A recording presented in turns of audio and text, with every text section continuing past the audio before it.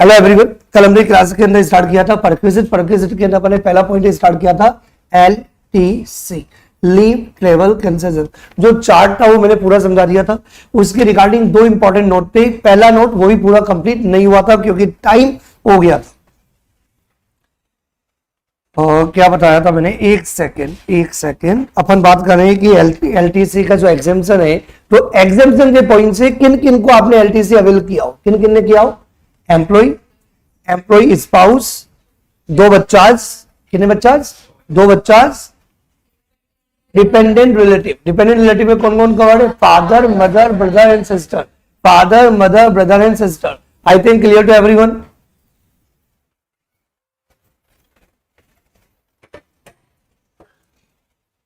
अब सुनना मेरी बात ध्यान से, जो नोट नंबर 1 है पूरा कंप्लीट नहीं हुआ है बेटा। नोट नंबर 1 पूरा कंप्लीट नहीं हुआ है। नोट नंबर 1 के अंदर जो कवर किया गया है वो LTC फैसिलिटी किन किन ने अवेल की है। एम्प्लॉय खुद, उसकी स्पाउस, एम्प्लॉय के साथ क्या कवर है, एम्प्लॉय, स्पाउस, चिल्ड्रन कितने थे, 2। यहां पे एक क्लेरिफिकेशन दिया हुआ है, रिगार्डिंग दिस। सुनना बात ध्यान से, कितने बच्चों की एग्जाम्पशन मिलेगी, कितने बच्चों की एग्जाम्पशन मिलेगी, 2 की। कितने बच्चों की, 2 बच्चों की। मेरे दिमाग में 2 केस आ रहे, सुनना ध्यान से, थोड़ा सा भी कॉमन सेंस लगाऊंगी तो आपको समझ में आ जाए। हस्बैंड वाइफ, कौन, हस्बैंड वाइफ फैमिली, एक बच्चा ऑलरेडी है, ठीक है। Now they are planning for second, and second is twins. क्या किया, चलो बात समझ में आ रही है कि नहीं आ रही है। बच्चे भगवान की देन होते हैं भैया। तो सिंपल सी बात है, हस्बैंड वाइफ 2 लोग थे, तो 2 से वो 1 हुए तो 3 हो गए। अब 3 के बाद उन्होंने एक बच्चे की प्लानिंग की, हम 2। ये तो इंडिया अलाउ करता ही है। इंडिया का स्लोगन भी ना, हम 2 हमारे 2, हम 2 हमारे 2, तो भैया 2 तो करने ही है। तो सिंपल से एक बच्चा था तो हमने 1 का प्लान किया था, लेकिन आपके प्लान पे थोड़ी होता, बच्चे भगवान की देने। तो क्या हो गए, ट्विंस हो गए। तो कितने हो गए, 1 + 2 = 3। तो गवर्नमेंट बोलती है भैया तुम्हारे हाथ में थोड़ी था, तो तुम्हें 3 बच्चों की एग्जाम्पशन मिल जाएगी, कोई प्रॉब्लम नहीं है, क्योंकि पहले 1 था। तो 1 की तो प्लानिंग थी ना, क्योंकि 2 तो आप कर ही सकते हो ना। 2 का तो इंडियन गवर्नमेंट अलाउ भी करती है, बोलती भी करो, हम 2 हमारे।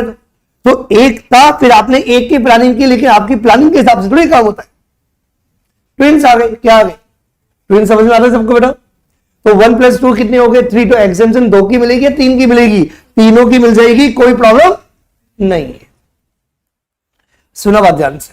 केस नंबर 2, तो सभी कॉमन सेंस लगाओगे, समझ में आएगा, बहुत इजी है पढ़ाई। या कौन है बेटा, हस्बैंड और वाइफ। कौन, होमवर्क नहीं है ये, HW होमवर्क। हस्बैंड वाइफ की बात करो, किसकी बात करो, husband wife, and they are planning for 1। पहले तो 1 की प्लानिंग करेंगे। तो फर्स्ट में क्या हो गए, ट्विंस हो गए। कितने हो गए, ट्विंस मतलब 2 बच्चे हो गए। अब now they are planning for second, वापस से प्लानिंग की तो 1 और हो गया, तो टोटल कितने हो गए, 3। तो आप बताओ एग्जाम्पशन 3 की मिलेगी या 2 की मिलेगी। मैंने पहले बोला था पढ़ाई बहुत इजी होती है। यदि स्टार्टिंग में ट्विंस हो गए, बाद में हम 1 की प्लानिंग कर रहे थे, कर क्यों रहे थे भैया, हम 2। तो फिर आपको एग्जाम्पशन सिर्फ 2 की मिलेगी, 3 की नहीं मिलेगी।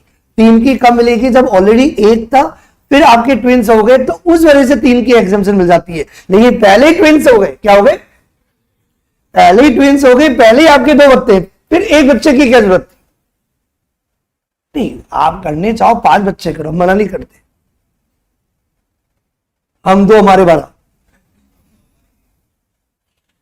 तो जो भी करना है, तो आपका सिंपल सी बात है, क्योंकि इंडियन गवर्नमेंट में ऐसा रेस्ट्रिक्शन तो ही नहीं आपको। इंडियन ये कोई चाइना थोड़ी है मार देंगे, तो चाइना तो बिल्कुल ही अलग है। चाइना का तो बिल्कुल ही अलग है। चाइना के ना दूसरे धर्म को पब्लिकली मानो जिंदा मार देते। चाइना भैया वो इंडिया में नहीं होता। इंडिया में जो करना करो, फ्रीडम है 100%। India is a good country to live. तो भैया कोई हो सकता है हम 2 हमारे 20, हम 2 हमारे 40, जो भी करना है करो भैया। लेकिन मैं आपको जो पढ़ा रहा हूं इनकम टैक्स से नहीं, वो सब पर्सनल मैटर है उनकी फैमिली का। ज्यादा कम है वो देखेंगे, तू क्यों देख रहा है। ठीक है, मजाक करता है तो कम बैक टू पॉइंट। मुद्दे की बात क्या है, मुद्दे की बात समझ में आई? आपको किस बात पर फोकस करना है? इनकम टैक्स एंगल से बात करनी है। तो इनकम टैक्स बोलता है 2 बच्चों की एग्जम्पशन मिलेगी, यदि ऑलरेडी ट्विंस हो गए, फिर एक बच्चा आपने और किया 3 हो गए, तब 3 की एग्जम्पशन नहीं मिलेगी। पहले एक था और आपने एक का प्लान किया लेकिन ट्विंस हो गए, तब तीनों बच्चों का एग्जम्पशन अवेलेबल होगा। तो एक ही केस है जहां पे तीनों बच्चों का एग्जम्पशन मिलेगा, अदरवाइज 2 बच्चों का ही एग्जम्पशन मिलेगा इन रिगार्ड टू एलटीसी। इतना क्लियर हो गया है तो मैं आगे बढ़ जाऊं। कंफर्म है?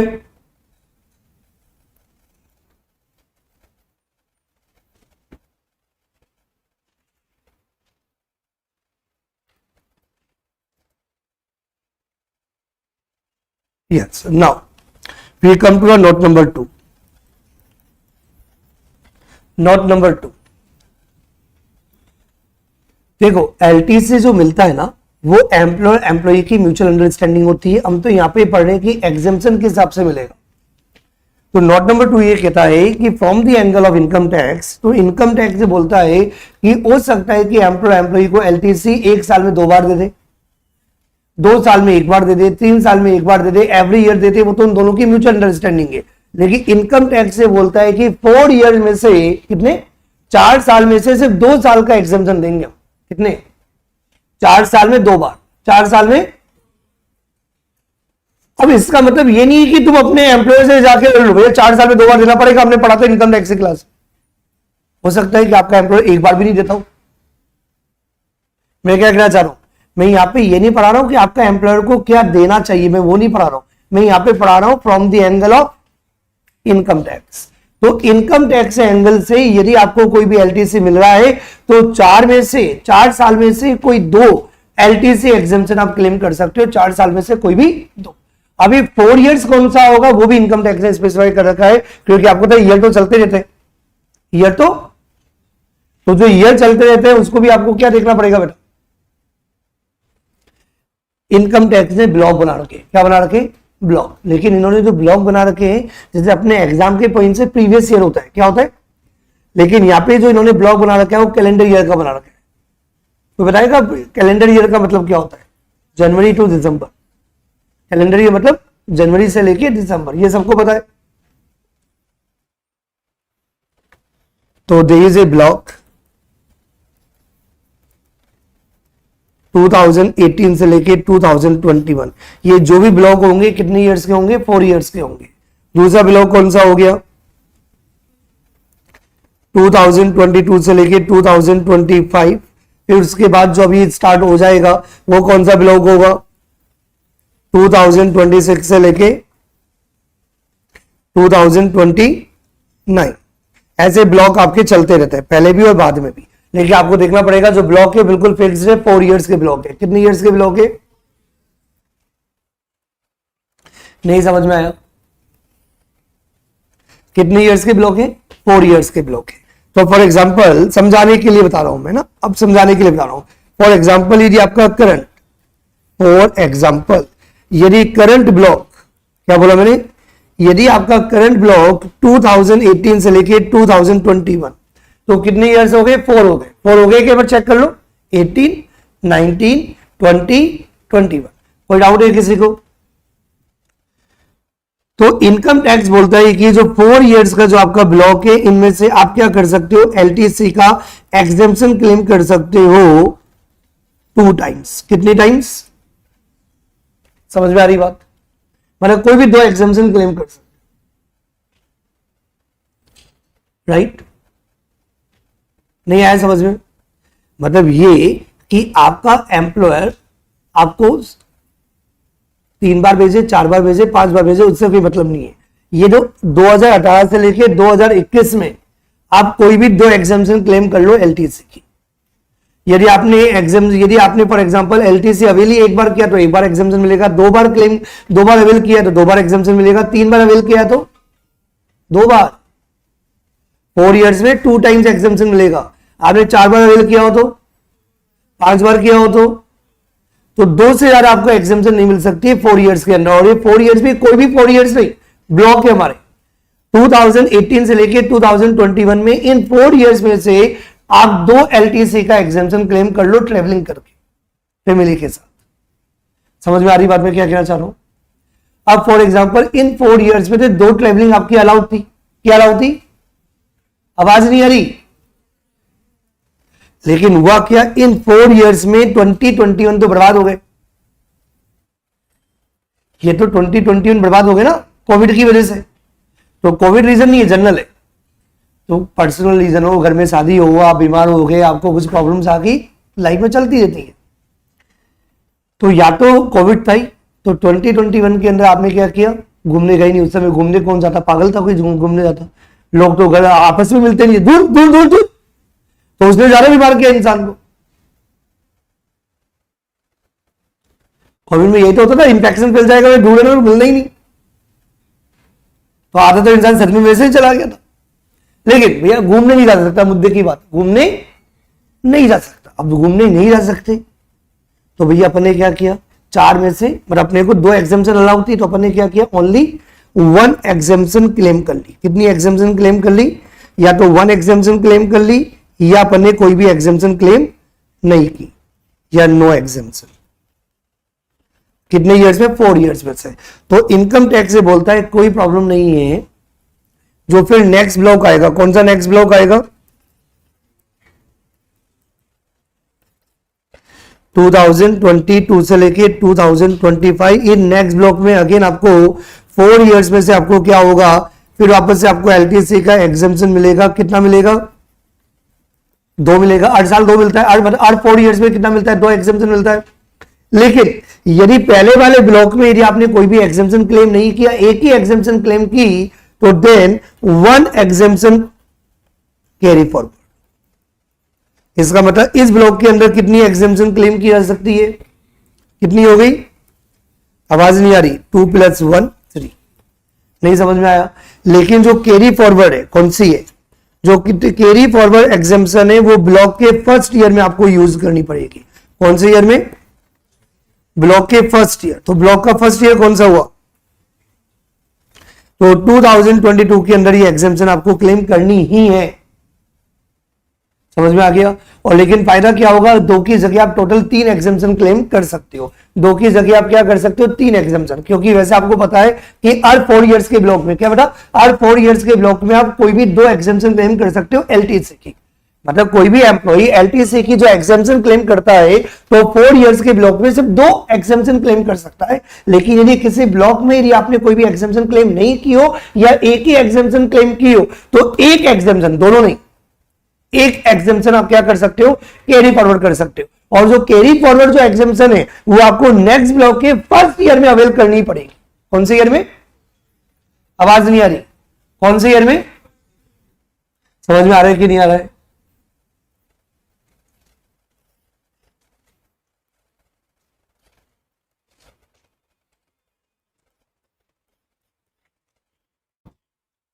सामने देखो। फॉर एग्जाम्पल, अब वापस से सेम एग्जांपल रिपीट कर रहा हूं लेकिन ब्लॉक चेंज करके, जिससे कि आपको कॉन्फिडेंस आ जाए। जैसे कि आपका करंट ब्लॉक क्या है, अब चेंज कर दिया मैंने। अभी पहले वाले के एग्जांपल के अंदर मैंने करंट ब्लॉक लिया था 18 to 21। अब मैं चेंज कर देता हूं कि यदि अपना करंट ब्लॉक कौन सा है बेटा, 2022 से लेके 2025 और 2022 और 2025 के अंदर, इन 4 इयर्स के ब्लॉक के अंदर आप 2 एग्जाम्पशन क्लेम कर सकते हो। लेकिन इसने कितनी एग्जाम्पशन क्लेम की? ओनली 1 एग्जाम्पशन अवेल्ड या क्लेम्ड, जो भी आपको बोलो। आपने एक ही एग्जाम्पशन अवेल्ड की है। तो देन यदि आपने एक एग्जाम्पशन अवेल्ड किया या एक भी एग्जाम्पशन अवेल्ड नहीं किए, तो अपन क्या कर सकते हैं? 1 एग्जाम्पशन कैरी फॉरवर्ड कर सकते हैं। कौन से ईयर में? नेक्स्ट ब्लॉक में। पहले आपको नेक्स्ट ब्लॉक बोलना पड़ेगा। तो नेक्स्ट ब्लॉक कौन सा होगा? 2026 से लेके 2029। अब इसके आगे लिखना पड़ेगा, नेक्स्ट ब्लॉक में 4 इयर्स होते हैं, तो पूरे 4 इयर्स में कभी भी नहीं। तो ये जो एग्जाम्पशन कैरी फॉरवर्ड है इसको आपको अवेल करना ही पड़ेगा। कौन से ईयर में? In first year. And then जो इस ब्लॉक की जो 2 एग्जाम्पशन है वो आप कभी भी क्लेम कर लो, तो टोटल 3 मिल जाएगी। कितनी मिल जाएगी? 1 + 2, total 3 exemption can be availed.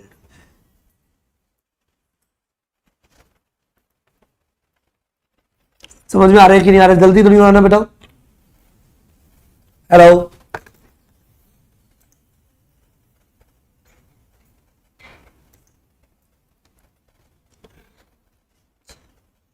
कहां पे थे अपन? यस, नोट नंबर 2, थोड़ा सा लैंग्वेज पूरा लिखा हुआ नहीं है तो पूरा लिखवा देता हूं। यहां पे क्या दिया हो, जल्दी आओ। एलटीसी एग्जेम्पशन, लिखने में नहीं आ रहा, ठीक है। LTC exemption is available for 2 years, ये तो लिखा हुआ है ऑलरेडी। एलटीसी जो एग्जेम्पशन है वो आपको 2 साल, कोई भी 2 साल।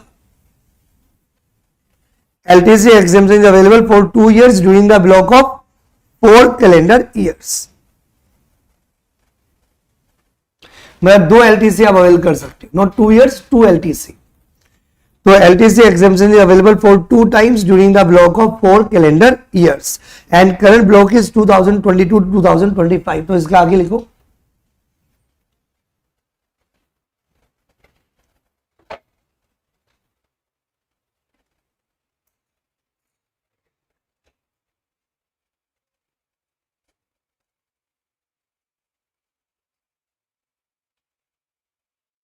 इसमें लिखने में नहीं आएगा, यहां लिखवा देता हूं।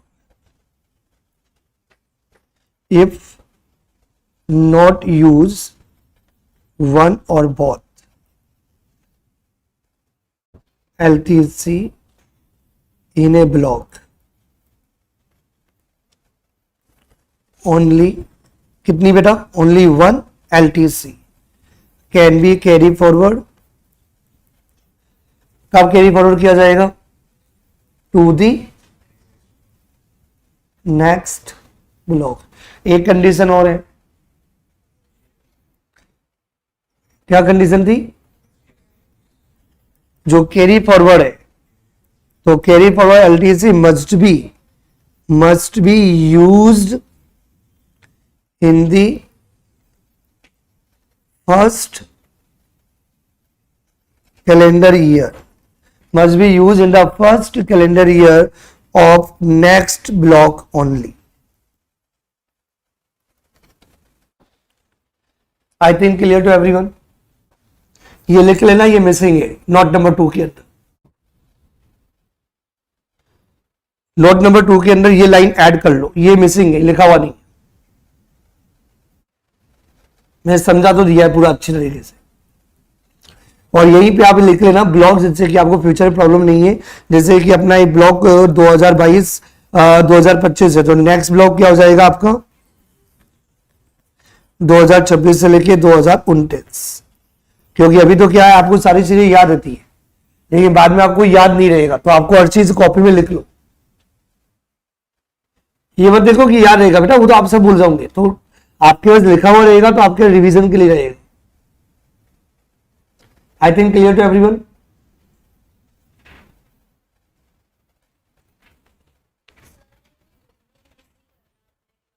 वही मैंने बोला, तभी मैंने लाइन भी लिखवा दी। If not use one or both, एक ही कैरी फॉरवर्ड होगी, कैरी फॉरवर्ड एक ही होगी, मतलब दोनों कैरी फॉरवर्ड नहीं, 2 + 2 4 नहीं है भैया, आपकी गलती, आप अवेल नहीं कर रहे फैसिलिटी। एक हम कर सकते हैं, एक हम कर सकते हैं, दोनों नहीं। 4 years का ब्लॉक है 2022 से लेके 2025। आप उन 4 years के ब्लॉक में एक बार ही बाहर घूमने के लिए नहीं गए, आपने फैसिलिटी अवेल ही नहीं की, तो गवर्नमेंट ये कहती है कि आप ओनली 1 एलटीसी आप क्या कर सकते हो, नेक्स्ट ब्लॉक के अंदर कैरी फॉरवर्ड करके यूज कर सकते हो, वो भी नेक्स्ट ब्लॉक के फर्स्ट कैलेंडर ईयर में ही वो अवेल करना होगा कैरी फॉरवर्ड। वो भी नहीं किया तो वो भी लैप्स। फिर आप 2 कर सकते हो, 2 तो कर ही सकते हो। समझ में आ रहा है एवरीवन? हाँ, नहीं, कल भी मैंने क्लियर किया था बेटा। यस, ऑफिशियल वो तो फैसिलिटी नहीं है। तुम्हें मैंने पूना भेजा, कल किसी को पूना भेजा था, वो तो आज आया ही नहीं। हाँ, ये आया ना, कल इधर बैठा था, इसलिए ध्यान में हमारे बच्चों की सिटिंग अरेंजमेंट ज्यादा ध्यान देती है। हाँ, क्या यदि किसी को मैंने पूना भेजा तो वो पीछे चला गया, इसलिए पूना के नाम से। तो यदि उसे पूना भेजा तो उसको फैसिलिटी क्या है? ऑफिस के काम से भेज रहे हो, मेरे को क्या फायदा? यदि इसको भेजू, गर्लफ्रेंड के साथ भेजू तो फायदा है, अगर फैमिली जाएगी तो फायदा होगा ना बेटा। भाई गर्लफ्रेंड कवर नहीं है आप इनकम टैक्स में एग्जेम्पशन के अंदर, एम्प्लॉय कवर है, स्पाउस कवर है। ये तो समझाने के लिए मैंने ऐसे बोल दिया। क्या क्या सारा बात समझ में आ रही कि नहीं आ रही?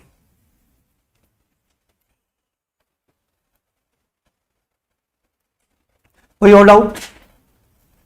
मतलब यहां पे जो एलटीसी की है वो किसके लिए? Personal purpose, not official purpose.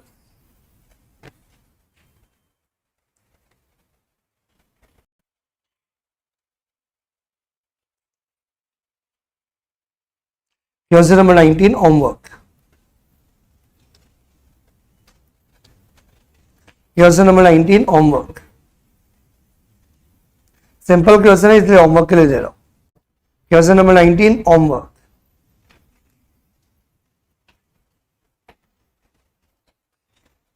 Yes, क्या पढ़ रहे अपन? एवरीवन एवरीवन क्या पढ़ रहे अपन? परक्विजिट। परक्विजिट में कितना पॉइंट हुआ? एक हो गया। पहला कौन सा था? एलटीसी, लीव ट्रेवल कंसिडरेशन, जो अभी अभी जस्ट कंप्लीट हुआ है। Point number 2 that is a medical facility. Medical facility. आगे आगे बढ़ने से पहले बेटा इधर third bench right hand side, प्यारा बच्चा। यस, मेडिकल फैसिलिटी और मेडिकल अलाउंस में क्या डिफरेंस है? वैसे मैं अब तक ऑलरेडी 2 या 3 बार ऑलरेडी क्लास में बता चुका हूं। Medical facility and medical allowance में क्या डिफरेंस है?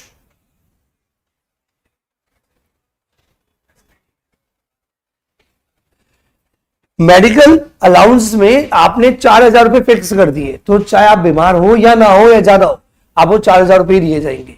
मेडिकल फैसिलिटी का तो मतलब ये हुआ कि आप बीमार पड़े हो, आपने मेडिकल फैसिलिटी अवेल की, तो आपको मेडिकल फैसिलिटी मिलेगी जितना एम्प्लॉय को देना चाहता है। समझ में आ रही बात?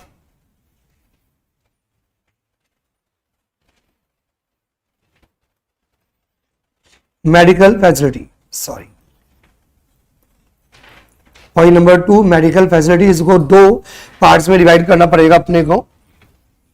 जनरली जब अपन फैसिलिटी के अंदर आते हैं ना बेटा, अब ये इंपॉर्टेंट नहीं होता कि ये आप गवर्नमेंट एम्प्लॉय हो, नॉन गवर्नमेंट एम्प्लॉय हो, ये सारी चीजें आपके लिए एक तरीके से जनरल इंपॉर्टेंट नहीं है।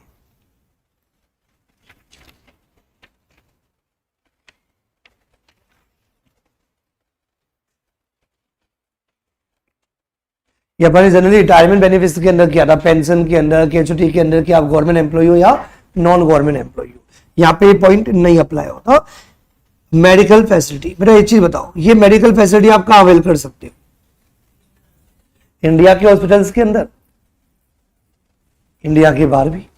भैया बीमारी ऐसी है कि उसका ट्रीटमेंट इंडिया में ही नहीं होता, या अच्छे डॉक्टर इंडिया में नहीं है उस फील्ड के जहां बीमार। लेकिन भैया इंडिया के डॉक्टर का मुकाबला नहीं है वैसे। यदि इक्विपमेंट्स बढ़िया हो, मेरे भैया अमेरिका के अंदर रहते हैं 20 साल से, अभी आइज का ऑपरेशन करा के गए जयपुर से, और वही के डॉक्टर ने रिकमेंड कर दिया, कहां के? अमेरिका की, कि आप तो इंडिया में करा लो, बढ़िया है। इंडिया कम नहीं है किसी भी चीज में, क्योंकि ऑब्वियसली इंडिया वैसे ही बढ़िया होगा, क्योंकि इंडिया के अंदर जो डॉक्टर है उसका जो एक्सपीरियंस है वो 20 टाइम ज्यादा है। क्योंकि हर डॉक्टर कितने लोगों को देखता है, वहां पे इतने लोगों को देखने में नहीं आता। ये भी बहुत इंपॉर्टेंट बात है। Come back to our point, important बात पे आते हैं, अपन फालतू बातें ज्यादा करते हैं। तो मेडिकल फैसिलिटी अब इंडिया के बाद आपको पता है ना, जैसे सेलिब्रिटीज होते हैं मुंबई के अंदर जो रहते हैं, एक्टर एक्ट्रेस, जिनका ज्यादा फालतू पैसा होता है, तो वो इंडिया के बाहर ही जाते हैं ट्रीटमेंट कराने के लिए, क्योंकि फैसिलिटीज बहुत अच्छी मिलती है in terms of hospital and everything. अब तो इंडिया के अंदर भी हॉस्पिटल एक से बढ़कर एक आगे, जो 5 स्टार जैसे लगते हैं। आजकल आप किसी हॉस्पिटल में जाते हो तो बहुत बड़ा आप कंफ्यूज हो जाते हो कि आप हॉस्पिटल में आए या किसी होटल में आए। चेंज हो गया, अब चेंज हो गया। तो मेडिकल फैसिलिटीज भी 2 कैटेगरी के अंदर डिवाइड है। आपका मेडिकल ट्रीटमेंट इंडिया में भी हो सकता है, मेडिकल ट्रीटमेंट इंडिया के बाहर भी हो सकता है। समझ में आ रही बात? तो पहला case left hand side, point number A, medical treatment in India. If medical treatment in India. दूसरा case, if medical treatment outside India. If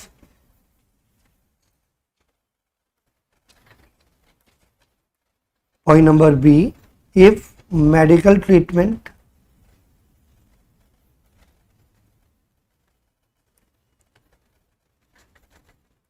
outside India. If medical treatment outside India.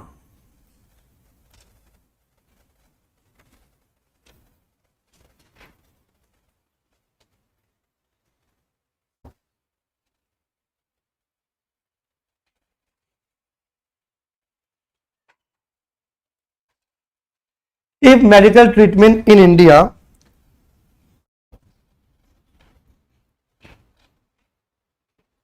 India के अंदर क्या क्या होता है?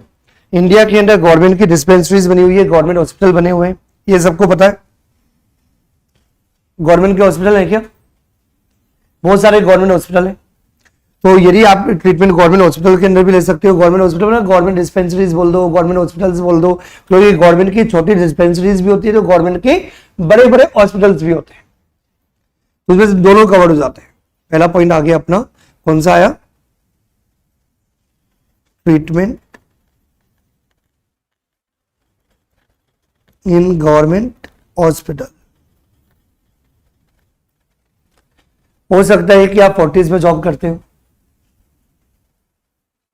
you are the employee of Fortis, you are the employee of Apollo Hospital, you are the employee of राजधानी hospital. हो सकता है ऐसा, मतलब गवर्नमेंट के एम्प्लॉय में ये नहीं बोला, मैं बोल रहा हूं कि आप हॉस्पिटल इंडस्ट्री में जॉब करते हो। कौन सी इंडस्ट्री के अंदर? तो भैया सिंपल सा पॉइंट है, आप जिस हॉस्पिटल के अंदर काम करते हो और वहां पे यदि बीमार पड़ोगे तो आपका मेडिकल ट्रीटमेंट जो होगा तो वही पॉइंट नंबर ए कैटेगरी के अंदर आएगा। If medical treatment in India, treatment in government hospital या treatment in employer's own hospital, employer's own hospital.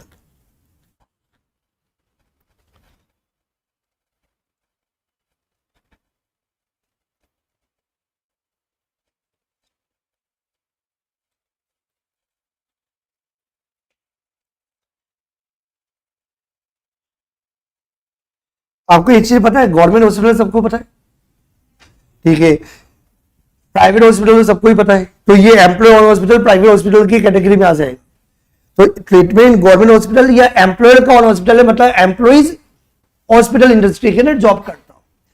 तो गवर्नमेंट हॉस्पिटल के साथ एक कंसेप्ट और होता है, एक होता है गवर्नमेंट हॉस्पिटल, एक होता है प्राइवेट हॉस्पिटल, लेकिन कुछ प्राइवेट हॉस्पिटल गवर्नमेंट रिकॉग्नाइज्ड होते हैं।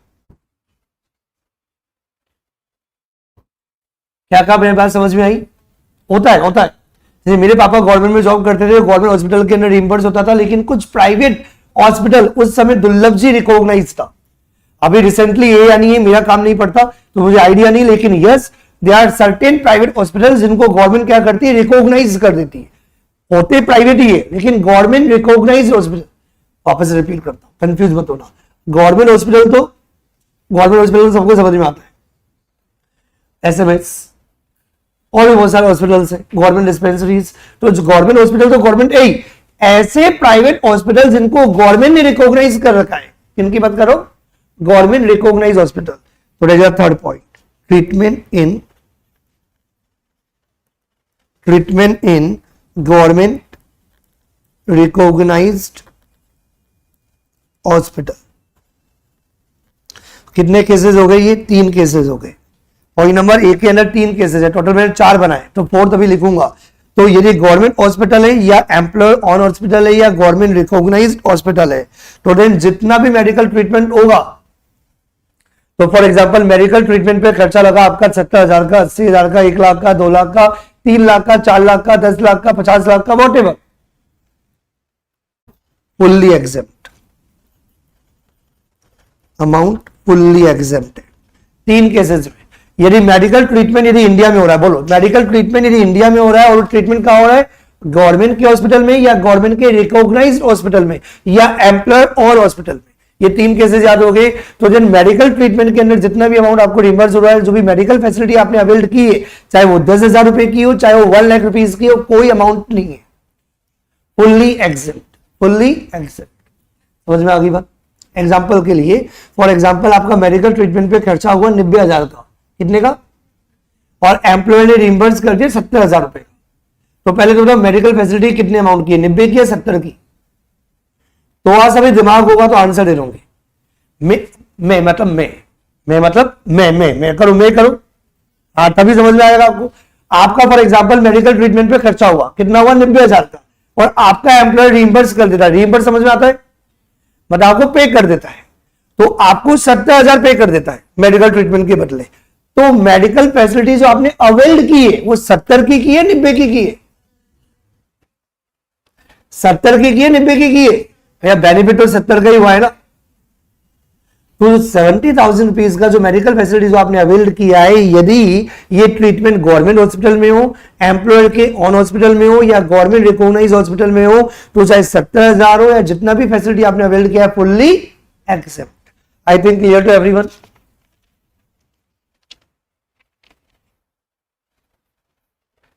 अदरवाइज मतलब प्राइवेट हॉस्पिटल। वैसे तो ये जो वाला ये भी प्राइवेट ही है, लेकिन ये एम्प्लॉयर के खुद के हॉस्पिटल में, इसके अलावा कोई और केस होगा प्राइवेट हॉस्पिटल से, लेकिन जो बाकी कैटेगरी के अंदर कवर्ड नहीं हो रहे।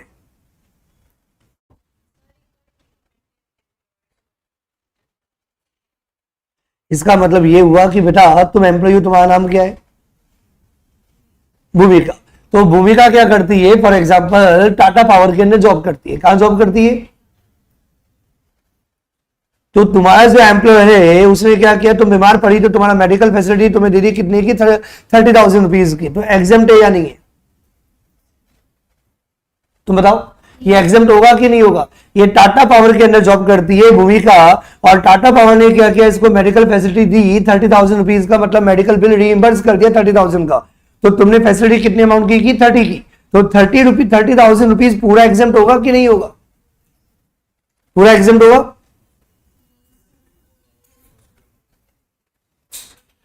अब इस केस में देखना पड़ेगा कि आपने मेडिकल ट्रीटमेंट किया इंडिया के अंदर किसी प्राइवेट हॉस्पिटल के अंदर, किसमें किया? तो टाटा पावर का तो खुद का हॉस्पिटल होता नहीं है, टाटा ग्रुप का हो सकता है, टाटा पावर का तो है नहीं। तो एम्प्लॉयर का खुद का हॉस्पिटल है क्या? नहीं है। गवर्नमेंट हॉस्पिटल भी नहीं है और गवर्नमेंट रिकॉग्नाइज हॉस्पिटल भी नहीं है। तो उस केस में 30,000 रुपीज की पूरी फैसिलिटी पूरी टैक्सेबल होगी। एग्जेम्प्ट तभी होगी जब मेडिकल ट्रीटमेंट कहां होगा? Government hospital, government recognise hospital या एम्प्लॉयर का खुद का हॉस्पिटल। अब समझ में आ गया? मतलब जहां आप जॉब करते हो वो आपका एम्प्लॉयर हुआ, तो यदि एम्प्लॉयर के हॉस्पिटल में ही आप क्या कर रहे हो? मेडिकल ट्रीटमेंट ले रहे हो। समझ में आ रही बात मैं क्या कहना चाह रहा हूं? Hello everyone. Otherwise fully taxable. Point number B पे आ जाओ। Point number B, if medical treatment outside India, if medical treatment outside India, मेरी बात सुनना ध्यान से। एम्प्लॉय को कहां भेजना है? अपने घर के पास में वो नाली होती है ना, नाली। तो मैं फालतू बातें ज्यादा करता हूं, फन भी करता हूं, नॉनसेंस भी करता हूं, तो उसको अवॉइड कर लेना यदि कोई बच्चा सीरियस हो, उसको नहीं समझ में आए। लेकिन मुझे बड़ा मजा आता है फालतू बातें करने। तो वो क्या करेगा? वो अपनी नाली में बैठेगा, नाली में टेढ़ते टेढ़ते अमेरिका पहुंच जाएगा।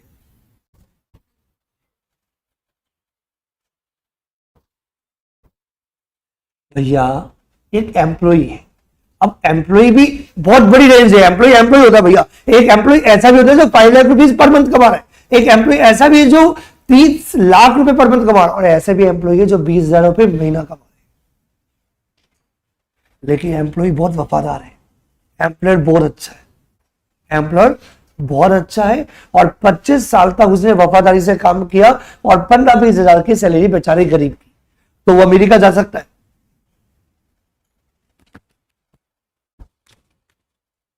ये क्या है? मैं भेजूंगा मैं मतलब एम्प्लॉयर। तो एम्प्लॉयर क्या बोलेगा? ट्रैवलिंग भी हम कर देंगे। थे वैसे तो मेडिकल ट्रीटमेंट में सिर्फ मेडिकल ट्रीटमेंट ही होता है, लेकिन ये मेडिकल ट्रीटमेंट इंडिया के बाहर होगा तो हो सकता है कि एम्प्लॉयर ये भी फैसिलिटी दे कि जाने का खर्चा भी तेरी फ्लाइट बुक कर देंगे तेरी। और अमेरिका के अंदर जैसे अपन या तो क्या करते हैं, फुटपाथ पे सो जाते हैं। अमेरिका में फुटपाथ पे सो तो फिर तो आप आइसक्रीम बन जाओगे। आइसक्रीम समझ में आती है? बर्फ क्या क्या बात समझ में आ रही है? तो आइस ही बन जाएगा, क्योंकि अमेरिका में बहुत ठंड पड़ती है। तभी तो वहां पे आपने सुना होगा ना कि वहां का स्वीपर भी कार लेके घूमता है। भैया पैदल तो घूम ही नहीं सकते, बर्फ है। तो मिनिमम स्टैंडर्ड है वहां पर, जरूरी है, ये पॉसिबल ही नहीं है। वहां पे ठंड है भैया। आपने कभी न्यूज़पेपर पढ़ा होगा तो कोई मतलब रोड पे रह गया गलती से तो खत्म हो गया। तो भैया वो 15-20 हजार की सैलरी वाला गरीब इंसान, लेकिन था वफादार, वफादारी से काम किया। तो आपने क्या किया? ऐसे एम्प्लॉय को बोला इंडिया के बाहर भेजेंगे, मतलब उसका ट्रेवलिंग का प्लस स्टे तो करो पहले, वहां जाके नाले में थोड़ी रुकिएगा, बर्फ के अंदर थोड़ी रुकिएगा। तो उसका जाने का खर्चा किया आपने, उसका रहने का खर्चा किया, प्लस मेडिकल ट्रीटमेंट का खर्चा किया। तो अब आपको ही देखना है कितना अमाउंट एग्जेम्पशन मिल जाएगी। ये बात समझ में आ रही है कि नहीं आ रही है? समझ में आ रही बात? जैसे जब मेडिकल ट्रीटमेंट आपने इंडिया में किया तब तो हमने सिर्फ मेडिकल ट्रीटमेंट की बात की ना, हमने स्टे की बात की ना, हमने कुछ और बात की। हमने किसकी बात की? Medical treatment. किसकी बात की बेटा मैंने? किसकी बात की? आवाज नहीं आ रही। तो यहां पे मेडिकल ट्रीटमेंट की बात हो रही है और यहां पे किसकी बात हो रही है? यदि मेडिकल ट्रीटमेंट यदि इंडिया के बाहर है तो यहां पे क्या क्या कवर्ड होगा? बेनिफिट ऑफ ट्रेवल भी कवर्ड होगा, बेनिफिट ऑफ स्टे भी कवर्ड होगा और बेनिफिट ऑफ मेडिकल ट्रीटमेंट भी होगा। तो कितने कॉलम बनेंगे? 3 कॉलम। समझ में आ रहा है सबको?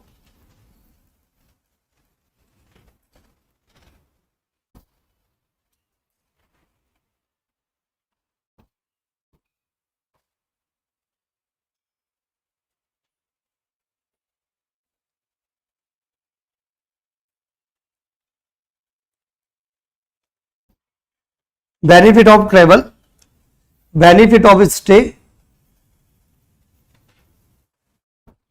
And benefit of medical treatment.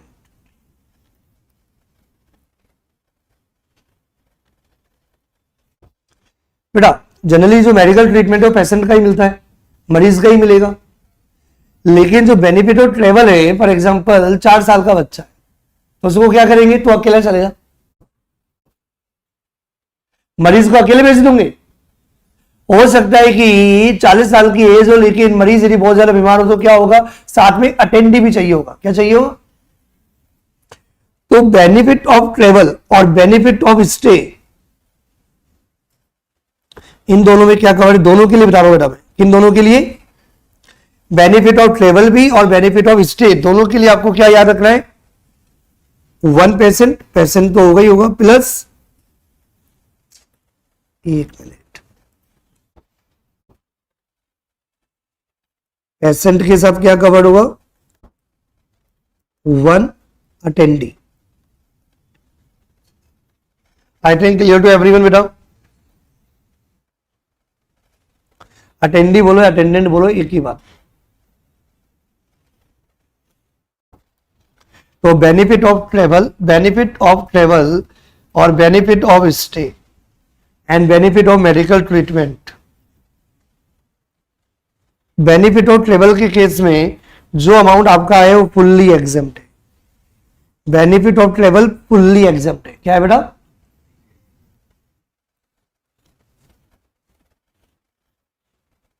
if GTI is up to rupees 2 lakh, if GTI is up to rupees 2 lakh, otherwise fully taxable, otherwise fully taxable.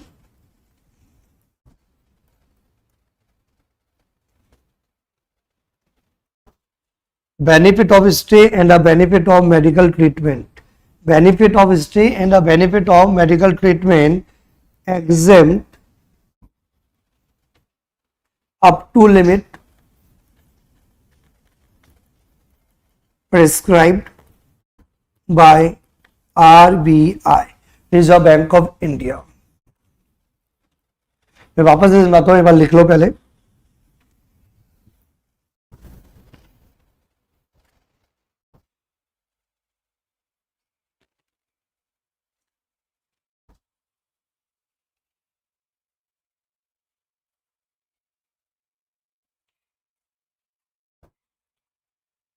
Yes लिख लिया सबने? एवरीवन एवरीवन एवरीवन लिख लिया? यस। आपको क्या याद रखना है? यदि एम्प्लॉय को कोई मेडिकल फैसिलिटी प्रोवाइड करता है तो यदि एम्प्लॉय ने मेडिकल फैसिलिटी यदि अवेल्ड की है तो 2 बातें होगी, मेडिकल ट्रीटमेंट इंडिया में हो रहा है या मेडिकल ट्रीटमेंट आउटसाइड इंडिया हो रहा है। तो यदि मेडिकल ट्रीटमेंट यदि इंडिया में हो रहा है तो पॉइंट नंबर ए एप्लीकेबल होगा, जो सबको समझ में आ गया होगा, इसमें कोई कंफ्यूजन नहीं है। तो पॉइंट नंबर ए के रिगार्डिंग यदि किसी को कंफ्यूजन है तो क्वेश्चन पूछ सकता है, नहीं है? पॉइंट नंबर बी, तो पॉइंट नंबर बी क्या कहता है? यदि मेडिकल ट्रीटमेंट यदि इंडिया के बाहर हो रहा है तो ये मेडिकल ट्रीटमेंट इंडिया के बाहर हो रहा है, तो यहां पे 3 बेनिफिट दिए जा रहे हैं। कौन कौन से? Benefit of travel, benefit of stay and benefit of medical treatment. और बेनिफिट ऑफ ट्रेवल और बेनिफिट स्टे में ओनली पेशेंट जो मरीज है वो कवर्ड नहीं है, पेशेंट के साथ अटेंडेंट भी कवर्ड है, अटेंडी भी कवर्ड है। अटेंडेंट बोलो अटेंडी बोलो, एक ही बात।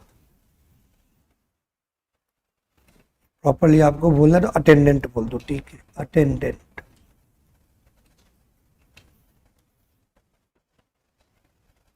तो 1 पेशेंट एंड 1 अटेंडेंट, समझ में आ रही बात बेटा?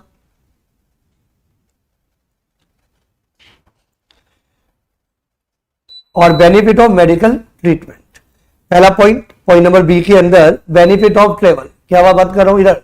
बेनिफिट ऑफ, यदि एम्प्लॉई ने कोई ट्रेवलिंग बेनिफिट यदि अवेल किया है इंडिया के बाहर जाने के लिए, तो पेशेंट भी और अटेंडेंट भी, तो फुल्ली अमाउंट एग्जेम्प्ट होगा। जितना भी मेडिकल फैसिलिटीज है वो पूरा का पूरा अमाउंट एग्जेम्प्ट है। यदि जीटीआई, सर जीटीआई का मतलब फुल फॉर्म क्या होता है? जीटीआई का आप लिख लो, ग्रॉस टोटल इनकम। जीटीआई का फुल फॉर्म क्या होता है? लिख लो, ग्रॉस टोटल इनकम।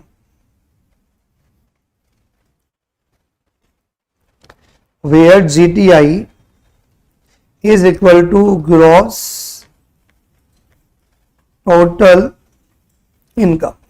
तो जहां जीटीआई का मतलब है ग्रॉस टोटल इनकम,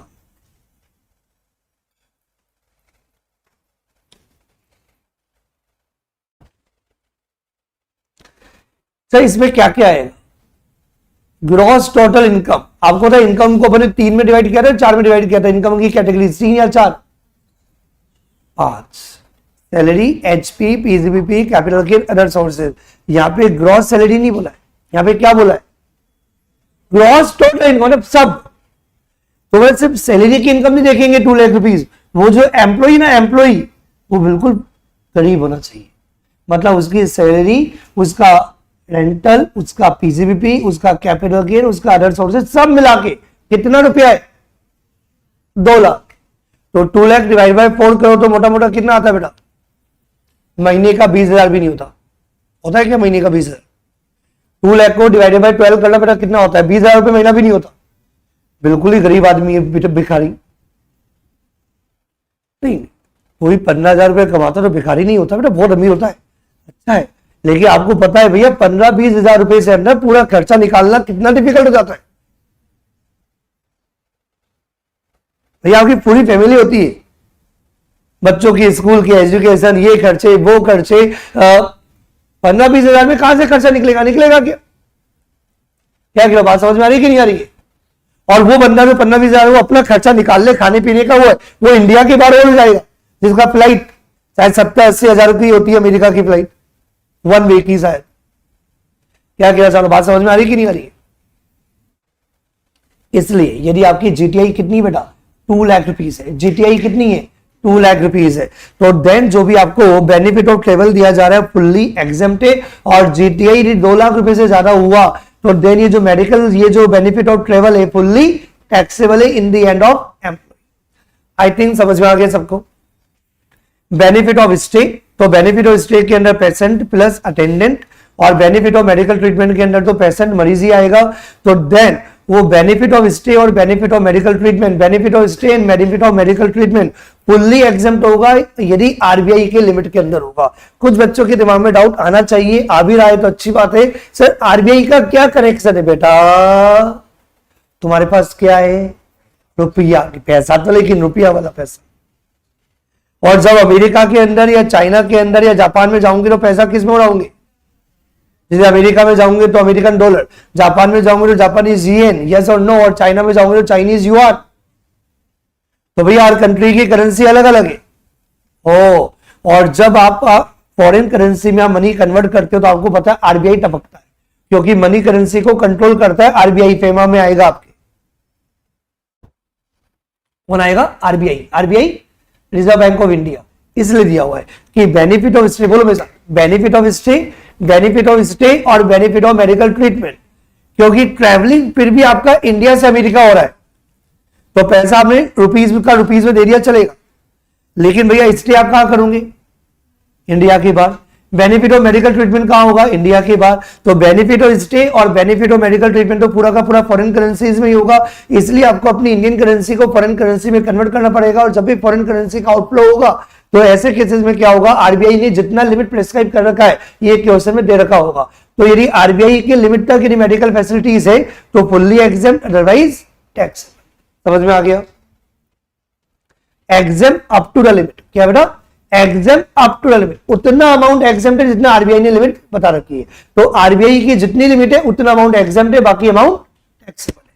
जब मैं न्यूमेरिकल करूंगा तब और समझ में आएगा। नहीं आ रहा समझ में? हेलो एवरीवन,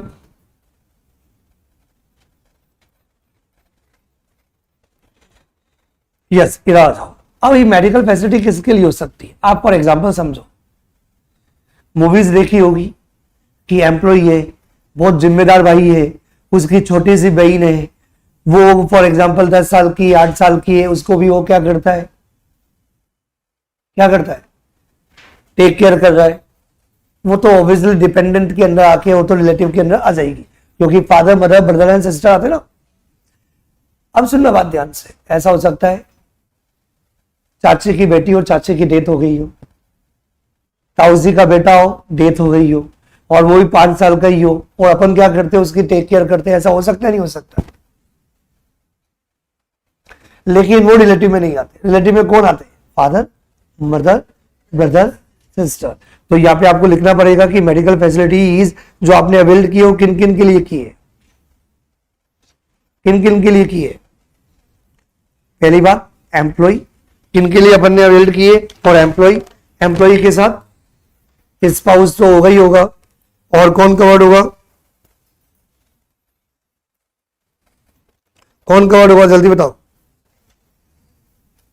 बच्चे। कौन कवर्ड होगा बेटा? बच्चे। And dependent relative. और डिपेंडेंट रिलेटिव के अंदर कौन कौन कवर्ड होता है? Father mother brother and sisters. कोई कंफ्यूजन टू एनीवन?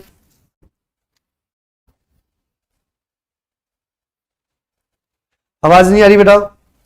कोई कंफ्यूजन है किसी को?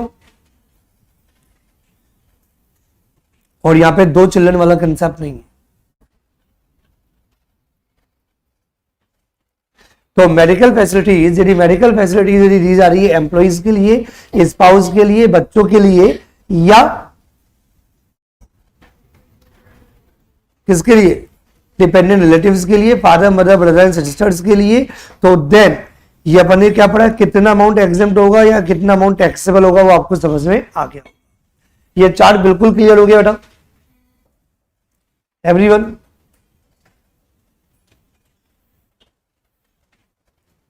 आजकल एक कॉमन कंसेप्ट है, यदि आप किसी भी अच्छी कंपनी में यदि जॉब कर रहे हो, क्या बोला मैंने? आजकल आप यदि किसी भी एक अच्छी कंपनी के अंदर यदि जॉब कर रहे हो तो एम्प्लॉय मेडिकल फैसिलिटी देने की बजाय employ as a medical facility नहीं देते। आजकल एम्प्लॉयर्स क्या करते हैं? नोट नंबर 1, किसी के पेरेंट्स जॉब करते हैं, ईमानदारी से, किन किन के पेरेंट्स जॉब करते हैं? ठीक है, तो जिनके पेरेंट्स जॉब करते हैं या उनके कांटेक्ट में या कनेक्शंस में यदि जॉब करते हैं अच्छी अच्छी कंपनीज में, तो आजकल एक कॉमन कंसेप्ट आपने सुन रखा होगा, एम्प्लॉयर हेल्थ इंश्योरेंस या मेडिकल इंश्योरेंस प्रीमियम पे कर देता है। इसे फायदा क्या होता है? एम्प्लॉय का खर्चा होता ही नहीं है। जब भी बीमार पड़ेगा तो पूरा का पूरा अमाउंट कौन रिइंबर्स कर देगा? Medical insurance company, health insurance company. If medical insurance premium या health insurance premium, if health insurance premium या medical insurance premium is paid by employer for employee,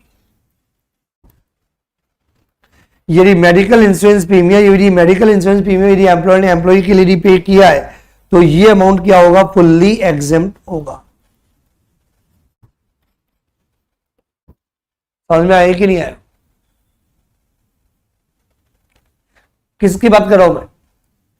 आज आप फॉर एग्जांपल एम्प्लॉय हो, क्या बेटा? आप फॉर एग्जांपल किसी company के अंदर जॉब करते हो, क्या करते हो? आप एक कंपनी के अंदर जॉब करते हो, कंपनी वाले ने आपको बोला कि बेटा तुम्हें 4 लाख रुपए की सैलरी है, मतलब सैलरी जो देंगे for example every month 4 lakh हटा रहा हूं, 40,000 रुपीज पर मंथ आपको पूरा ऑनलाइन या केस के अंदर आपको दिया जाएगा। 40,000 रुपीज मंथली तो आपको सैलरी मिलेगी। साथ में 15,000 का मेडिकल इंश्योरेंस भी अमाउंट पे करेंगे। तो एज ए लेमैन आप क्या बोलोगे, मुझे कंपनी से जब 4 लाख नहीं मिलता, क्योंकि यदि कंपनी में जैसे मैं हूं, मैं जॉब करता हूं क्या बेटा, बोलो तो नहीं करता ना, तो मेरे को मेडिकल इंश्योरेंस भी मेरा खुद का पे करना पड़ता है, खुद को ही। मेरा कौन पे करेगा, मैं खुद ही पे करूंगा। लेकिन यदि मैं जॉब कर रहा होता, यदि एम्प्लॉयर यदि मेरा पे कर देता, जैसे मैं जॉब करता हूं, मुझे 40,000 रुपीज मंथली सैलरी हो रही है, तो 40,000 रुपीज मंथली सैलरी होगी तो मेरी सैलरी कितनी हो गई, 4,80,000 रुपीज। तो 4,80,000 तो आ ही रहा है, और ऊपर से क्या हुआ, एम्प्लॉयर ने 15,000 का मेडिकल इंश्योरेंस प्रीमियम पे कर दिया, तो 15,000 की सैलरी और बढ़ गई कि नहीं बढ़ गई, कैसे बढ़ गई। यदि एम्प्लॉयर ने नहीं पे किया होता तो तुम्हें मेडिकल इंश्योरेंस प्रीमियम पे करना पड़ता ना बेटा, तो तुम्हारा 15,000 का खर्चा बच गया। तो ये किसकी वजह से बच गया, एम्प्लॉयर की वजह से। और एम्प्लॉयर से डायरेक्टली इनडायरेक्टली जो भी आपको मिले वो बेनिफिट है। लेकिन गवर्नमेंट बोलती है नहीं, मेडिकल इंश्योरेंस प्रीमियम अच्छा होता है, गवर्नमेंट प्रोटेक्ट करती है मेडिकल इंश्योरेंस। मेडिकल भैया मेडिकल बेसिक नीड है, आपको पता होगा, इसके लिए ही गवर्नमेंट हॉस्पिटल के अंदर मेडिकल ट्रीटमेंट क्या होता है, फ्री होता है। यस और नो, मुझे नहीं पता मुंबई में दिल्ली में क्या होता है, राजस्थान वाली गवर्नमेंट ने तो क्या कर रखा है, आप गवर्नमेंट हॉस्पिटल के अंदर जाओगे तो आपका 1 रुपया भी नहीं लगता, पूरा मेडिकल ट्रीटमेंट फ्री है, यहां तक कि दवाइयों का भी पैसा नहीं लगता। पता है वाली बात, आप यदि किसी भी गवर्नमेंट डिस्पेंसरीज के अंदर, गवर्नमेंट हॉस्पिटल के अंदर जाओगे तो दवाइयां भी फ्री मिलती है आपको, सब कुछ, पूरा मेडिकल ट्रीटमेंट फ्री है आपका। तो भैया ये तो इमरजेंसी है ना, ये तो जरूरी चीज है। तो इसलिए यदि मेडिकल इंश्योरेंस प्रीमियम यदि एम्प्लॉय ने एम्प्लॉय को पे किया तो एम्प्लॉय को फायदा तो हो रहा है, लेकिन टैक्सेबल नहीं है। क्या नहीं है, और यही टैक्स प्लानिंग, यही टैक्स प्लानिंग है। कैसा टैक्स प्लानिंग है, आज फॉर एग्जांपल मैं चार्टर्ड अकाउंटेंट को यदि मुझे कोई कंपनी बोले कि हमारे एम्प्लॉइज को कैसे सैलरी देनी है, तो मैं बोलूंगा क्या अपने एम्प्लॉय को 40,000 रुपए महीने की सैलरी देना चाहते हो ना, तो 40,000 मत दो, क्योंकि 40,000 दोगे तो क्या होगा, टैक्सेबल हो जाएगा ना। तो 40,000 महीने का देने की बजाय उसको एक काम करो, 30,000 दे दो। क्या कर दो, क्योंकि 2,000 रुपए या 3,000 रुपए जो भी आपका होगा उसको क्या कंसिडर कर लो, मेडिकल इंश्योरेंस। तो फायदा क्या होगा, 38,000 फुल्ली टैक्सेबल हो जाएगा, और जो मेडिकल इंश्योरेंस प्रीमियम जो एम्प्लॉय ने पे किया है वो क्या हो जाएगा, तो एम्प्लॉय को फायदा किस में होगा, इस वाले कंसेप्ट में, इस वाले में नहीं। समझ में आया कि नहीं आया। मतलब एक एम्प्लॉयर भी एम्प्लॉय को सैलरी ऐसे देना चाहता है जिससे कि टैक्स कम लगे। अब आपको समझ में आ रहा होगा ये चैप्टर पढ़ने की नीड क्या है। तो एम्प्लॉयर को भी ऐसा डिजाइन करना चाहिए सैलरी स्ट्रक्चर कि जिससे कि आपको देना तो वही अमाउंट है, लेकिन इस तरीके से घुमा फिरा के दिया जाए कि वो एम्प्लॉय के एंड में क्या हो, कम से कम टैक्स लगे। आप पूरी की पूरी सैलरी दे दोगे तो पूरी की पूरी सैलरी टैक्सेबल हो जाएगी। यदि आप salary plus medical insurance premium पे करोगे तो मेडिकल इंश्योरेंस प्रीमियम भी एम्प्लॉय के लिए फायदा है, लेकिन मेडिकल इंश्योरेंस प्रीमियम जो भी एम्प्लॉय ने पे किया होगा वो क्या होगा, फुल्ली एग्जेम्प्ट होगा, सैलरी के अंदर ऐड नहीं होगा। लेकिन जो बेसिक पे आप पे करोगे, जो बेसिक सैलरी आप दोगे वो फुल्ली टैक्सेबल है। ये मैंने बहुत कुछ बता दिया इजी लैंग्वेज में अट्टाफिकेशन वाले बच्चों के लिए। यदि मेडिकल इंश्योरेंस प्रीमियम या हेल्थ इंश्योरेंस प्रीमियम, एक ही बात होती है, आप मेडिकल इंश्योरेंस प्रीमियम बोलो या हेल्थ इंश्योरेंस प्रीमियम बोलो, ये paid by the employer for employ, fully exempt, 1 रुपया भी सैलरी के अंदर ऐड नहीं होगा। It is a perquisite, it is a perquisite. Facility तो है, एम्प्लॉय का फायदा तो है, क्योंकि एम्प्लॉय के 20,000 रुपए बच गए जो उसको प्रीमियम देना पड़ता है, प्रीमियम देना नहीं पड़ रहा है। लेकिन इनकम टैक्स बोलता है कि टैक्सेबल परक्विजिट नहीं है, ये एग्जेम्प्ट है। क्या ये I think clear to everyone?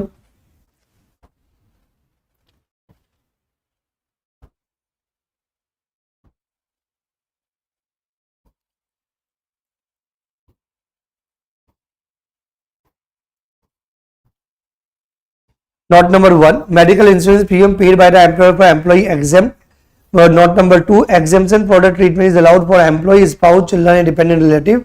Exemption of the stay and travel is allowed only for one person and one attendant. कोविड-19 का जो मेडिकल ट्रीटमेंट होगा वो अमाउंट आपका फुल्ली एग्जेम्प्ट होगा यदि सेंट्रल गवर्नमेंट की कंडीशन यदि आप फुलफिल करते हो। और डिटेल में आपको नहीं जाना।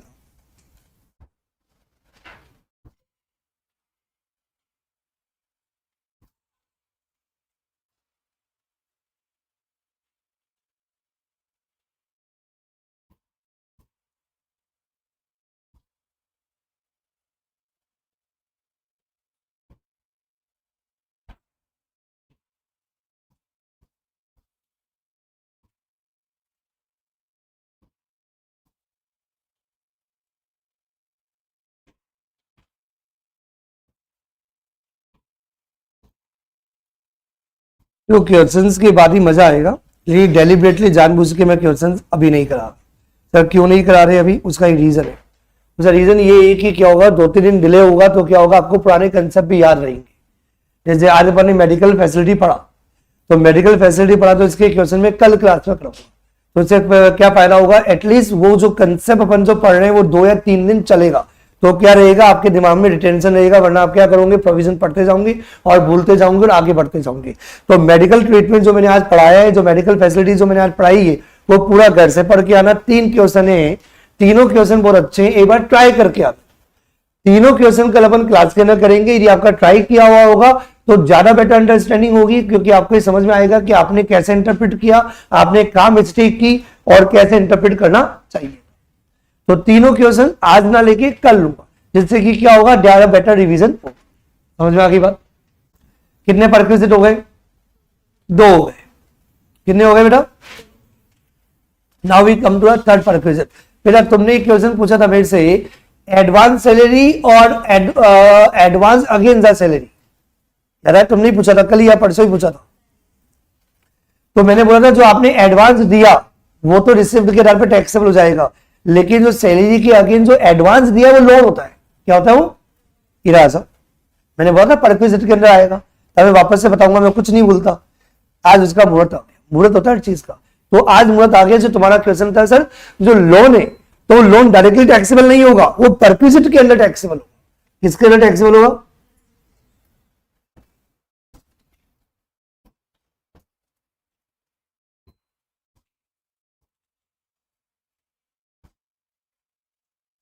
लोन का मतलब क्या होता है, लोन का मतलब होता है लोन आपको रिपे करना पड़ेगा। लोन का मतलब क्या होता है, रिपे करना पड़ेगा। और जो आपकी एडवांस सैलरी होती है आपको रिपे नहीं करनी होती है, सैलरी में से कट जाता है। मतलब वो आपका जो एडवांस सैलरी था, आपको एडवांस में 2 महीने की सैलरी दे दी, आपको एडवांस के अंदर 4 महीने की सैलरी दे दी। घर पे भी आप कोई काम कराते हो तो कुछ लोग कॉन्ट्रैक्टर क्या बोलते हैं, भैया 2 लाख रुपए का आपको एडवांस देना पड़ेगा। वो जो एडवांस है वो रिसिप्ट के आधार पर टैक्सेबल है। लेकिन आज जो पढ़ा रहा हूं वो एडवांस क्या है, वो लोन है। तो वो लोन और एडवांस, दिमाग है सबके पास, जल्दी बोलो दिमाग है।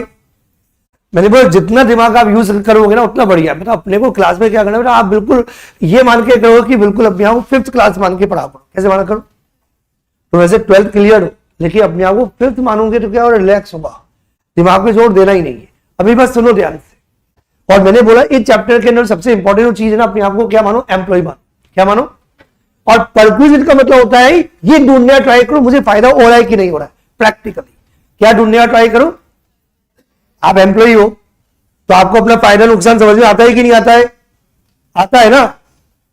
और नहीं आता तो क्लास के बाद मिल लेना, फिर मैं अपना फायदा तुमसे निकाल लूं। तुम्हें समझ नहीं आता तो मुझे तो आता है, ठीक है, मजाक करता है। तो इंपॉर्टेंट बात अब समझना, तुम एम्प्लॉय हो और तुम कहीं जॉब करते हो, ठीक है, तो पैसे की जरूरत है। क्या है, पैसे की जरूरत है। पैसे की जरूरत तो एम्प्लॉय को हमेशा रहती है। तो एम्प्लॉय ने क्या किया, फॉर एग्जाम्पल बीमारी की वजह से, या अभी गया ना, बड़ा याद आया तुम्हें वैलेंटाइन डे। तो जो वैलेंटाइन डे जो अभी गया ना, तो आपको क्या करना था, गिफ्ट देना था। क्या देना था, तो गिफ्ट देने के लिए आपने क्या किया, अपने एम्प्लॉयर से क्या किया, 30,000 का लोन ले लिया, 40,000 का लोन ले लिया। अब सुनना मेरी बात ध्यान से, एवरीवन इन्वॉल्व होना। आप एम्प्लॉय हो, पैसे की जरूरत क्या है, रीजन पे दिमाग मत लाओ। रीजन बहुत सारे होते हैं, तुम्हें भी पैसे चाहिए होते हैं। देखो पैसे क्यों चाहिए होते हैं, पैसे लोग किसी के लिए भी चाहिए होते हैं। पैसे तो बहुत सारे, जितना पैसा मिले उतना कम होता है, ठीक है ना। इंपॉर्टेंट बात, मैं एम्प्लॉय, मैंने अपने एम्प्लॉयर से 40,000 का लोन ले लिया, तो 40,000 मेरे लिए बेनिफिट हुआ कि नहीं हुआ, 40,000 का बेनिफिट हुआ कि नहीं हुआ। मैंने बोला लेमन की तरह बात करनी, बिल्कुल जो पैसा बहुत करता है ना उसको मेरी बात समझ में आएगी। बेटा वापस से इन्वोल्व होना है। ये सब पढ़ा दूंगा, सब रट्टा मान लेंगे, सब रट्टाफिकेशन है, बहुत अच्छे मैंने ऑलरेडी चार्ट फॉर्म में दे रखा है, सब याद हो जाएगा। आपको तो लॉजिक लगाना है, मुझे क्या ट्राई करना है, तुम्हारा दिमाग चलाना स्टार्ट करना है। क्या करना है? हाँ, वापस से इन्वोल्व हुए। मैं एम्प्लॉय हूं, कौन हूं? तो मैं एम्प्लॉय, मैंने अपने एम्प्लॉयर से बोला कि मुझे 40,000 का लोन दे दे। तो 40,000 मेरे लिए परक्विजिट है क्या? क्यों नहीं है? वो तो रिपे करना है ना भैया। क्या क्या बेनिफिट हो गया इसमें? समझ में आया कि नहीं आया? बेटा समझो, इधर समझो। क्या नाम क्या है बेटा? ललित। तुम्हारा नाम क्या है?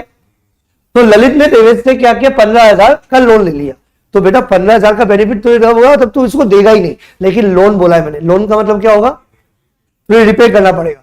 तो ये बोलता मैं तेरे को 15,000 का फायदा दे दिया। क्या दे दिया? लेगा नहीं क्या वापस? लोन है वो, उसको नहीं, उसकी शकल बोल ही नहीं पा रहा, वो नहीं लेगा। ऐसे कैसे नहीं लेगा? अरे क्या करे, बात समझ में नहीं आ रही? अपने वर्ड बोला है लोन। लोन का मतलब क्या होता है? आफ्टर सर्टेन पीरियड, वो पीरियड क्या होगा? 2 साल, 3 साल, 4 साल, 5 साल, जो भी होगा वो तो एम्प्लॉय के बीच में एग्रीड होगा कि कितने पीरियड के लिए लोन दिया। तो लोन कभी परक्विजिट नहीं होता, क्योंकि लोन आपको कभी ना कभी तो क्या करना है? रिपे करना है भैया। तो फायदा क्या होगा? इसने इंटरेस्ट नहीं लिया, 3 महीने का इंटरेस्ट का फायदा हो गया, या इंटरेस्ट लिया तो कम लिया। फॉर एग्जाम्पल आज मैं एम्प्लॉय हूं, 40,000 रुपए का मुझे लोन लेना था। क्या लेना था? लोन। तो मैं लोन लेता तो मुझे 11% पे लोन मिलता। कितने में मिलता? एम्प्लॉय ने बोला 2% पे दे देता। 9% का फायदा हो गया। 9% कैसे आया बेटा? क्योंकि मुझे लोन मिलता मार्केट से 11% पे, और मेरे को एम्प्लॉय ने लोन दे दिया सिर्फ 2% पे, तो मुझे कितने का फायदा हो गया? 9% का। तो ये परक्विजिट है। लोन का अमाउंट परक्विजिट नहीं है। समझ में आ रहा है कि नहीं आ रहा है? लेकिन जो लोन जो दिया जा रहा है एम्प्लॉयर के द्वारा एम्प्लॉय को, या तो वो कम रेट ऑफ इंटरेस्ट पे दिया जा रहा है, या इंटरेस्ट चार्ज ही नहीं किया। तो वो जो डिफरेंस जो अमाउंट आ रहा है ना, वो आपके लिए क्या है? परक्विजिट है। वो आपके लिए क्या है? समझ में आया कि नहीं आया? कोई जल्दी नहीं अपने को बेटा।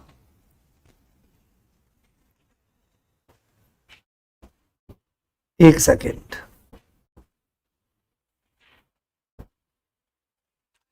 मैं रोज ट्राई करता हूं, सुनना मेरी बात ध्यान से।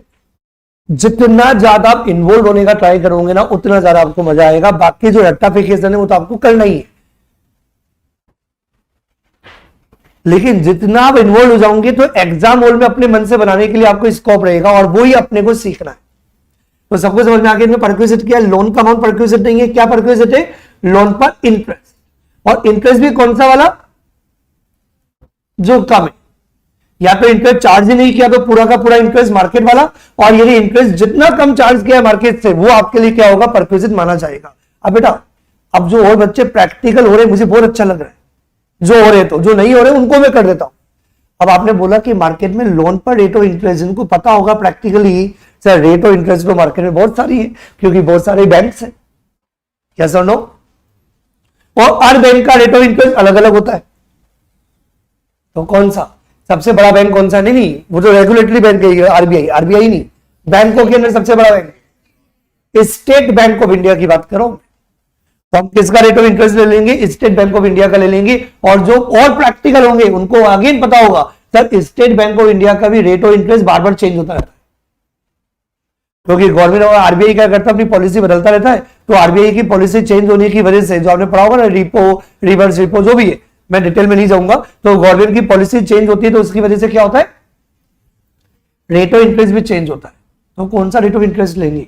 एसबीआई का लेंगे, जो आपका प्रीवियस ईयर है। एग्जाम के पॉइंट से कौन सा प्रीवियस ईयर है बेटा? 25-26। तो 25-26 का जो फर्स्ट डे होगा, फर्स्ट डे कौन सा होगा?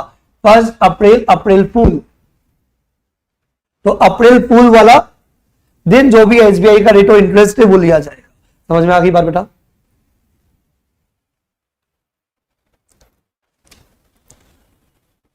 नहीं समझ में आ रहा? देखो, समझने यार ट्राई करते हैं अपन, कोई जल्दी नहीं अपने को।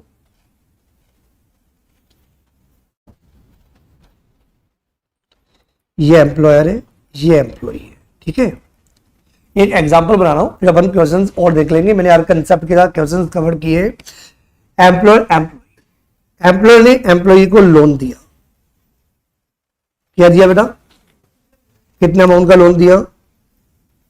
फॉर एग्जाम्पल 30,000 रुपीज का लोन दिया, कितने महीने के लिए? For 3 month.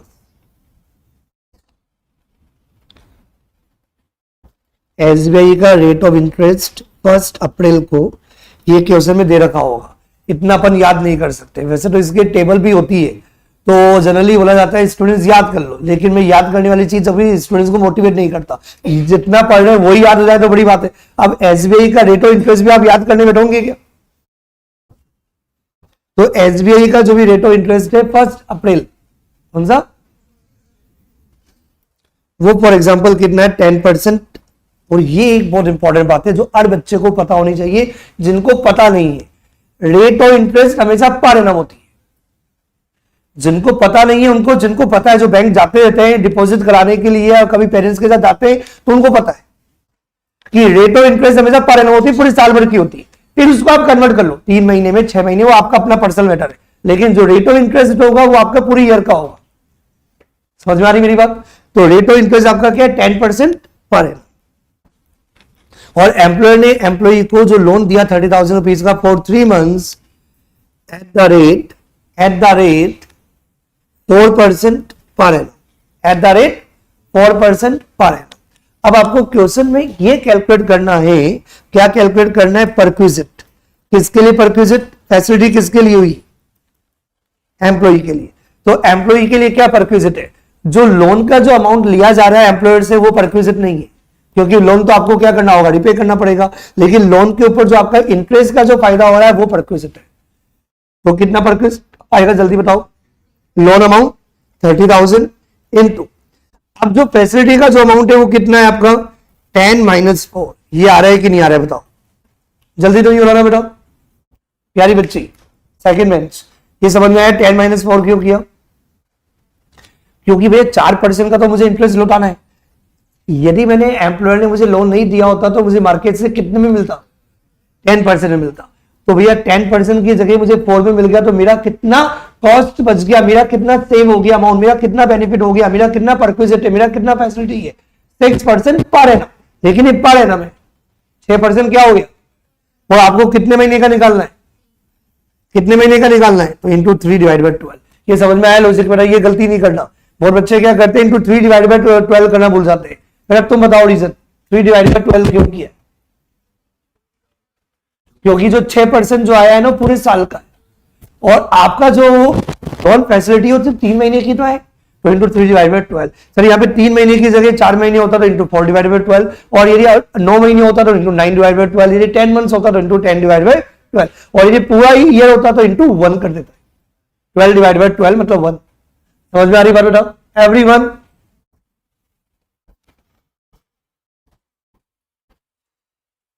शायद मेरे बिना बताए आपको फॉर्मूला बनाना आ गया हो। एक्चुअली मैंने जानबूझ के एग्जांपल क्यों कराया, जिससे कि आपको फॉर्मूला याद नहीं करना पड़े। यस, पॉइंट नंबर 3 दिख रहा होगा परक्विजिट। लैंग्वेज रीड कर रहा हूं, सामने देखेंगे सब। Loan given by the employer to employee, loan given by the employer to employee और any family member of the employ.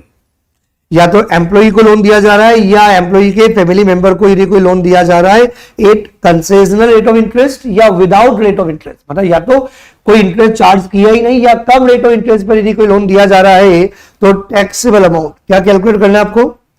Taxable amount या taxable perquisite is equal to loan amount. Sir इन्होंने loan amount के आगे एक word use किया है, क्या? OS। Actually common sense वाली बात है। OS का मतलब होता है आउटस्टैंडिंग। ये मैंने बोला कॉमन सेंस की बात होती है बेटा। इधर सुनो मेरी बात ध्यान से। तुमने लोन लिया था कितने का? 30,000 का, समझना 4-5 साल के लिए लिया था। ये जो करंट ईयर है ना, करंट ईयर कौन सा? 25-26। तो आपने 30,000 का लोन आज से 2 साल पहले लिया था, जिसमें 5,000 आप ऑलरेडी रिपे कर चुके हो। तो एक चीज बताओ, जो इंटरेस्ट लगेगा वो 5 पे लगेगा या 25 पे लगेगा या 30 पे लगेगा? हेलो एवरीवन, लास्ट बेंच बेटा इधर इन्वॉल्व होना है। मैं क्या बोल रहा हूं, सुनो मेरी बात। आपने लोन कितना लिया? 30 में से आपने 5,000 का लास्ट ईयर आपने ऑलरेडी रिपे कर दिया। तो इस साल जो इंटरेस्ट लगेगा वो कितने पे लगेगा? 5 पे 25 पे या 30 पे? और जो पैसा पैसा करते हैं सबको समझ में आ गया भैया, इंटरेस्ट तो बकाया अमाउंट पे लगेगा ना, तो बकाया कितना है 25। ये कोई बताने वाली बात है? समझ में आ रहा है कि नहीं समझ में आ रहा है? बेटा स्टार्टिंग में हमेशा ये बात याद रखना, कुछ बच्चों की एक गलत आदत होती है, जब फर्स्ट डे पढ़ते हैं स्टार्टिंग में पढ़ते हैं तो स्टार्टिंग में भी स्पीड पे दिमाग लगाते हैं। ना ना ना ना, जब फर्स्ट टाइम आप पढ़ते हो कोई भी सब्जेक्ट उस समय टेंशन नहीं होनी चाहिए कि 15 मिनट में खत्म करना, आधे घंटे में खत्म करना। भैया टॉपिक को खींचो, लेकिन जब थर्ड रिवीजन होता है तब टेंशन होनी चाहिए। यदि आपने ईमानदारी से पढ़ा है ना बेटा तो थर्ड रिवीजन में टाइम नहीं लगेगा, और यदि आपने फर्स्ट टाइम यदि अच्छे से नहीं पढ़ा तो फिर रिवीजन में तो टाइम लगेगा भाई। इसलिए मैं हमेशा क्या करता हूं, फर्स्ट डे जब अपन पढ़ते हैं ना तो खींचो जितना खींच सकते हो, जितनी बातें कर सकते हो, जितने इफेक्ट बना सकते हो, जितना सोच सकते हो सोचो। फिर आपका माइंड क्या होगा, कंसेप्ट क्लियर हो जाएगा, तो फिर क्या फायदा होगा, रिवीजन में टाइम कम लगेगा। समझ में आ रही बात? तो लोन अमाउंट आउटस्टैंडिंग, इसलिए यहां पे आउटस्टैंडिंग दिया हुआ जो लॉजिकल भी है, मतलब बकाया amount at the end of the month into SBI rate of interest, जितना भी लोन आपका बकाया है into SBI rate of interest as on the 1 April of previous year minus actual interest rate. ये तो आपको समझ में आ गया होगा, ये तो नॉर्मल फॉर्मूला है। क्या है बेटा?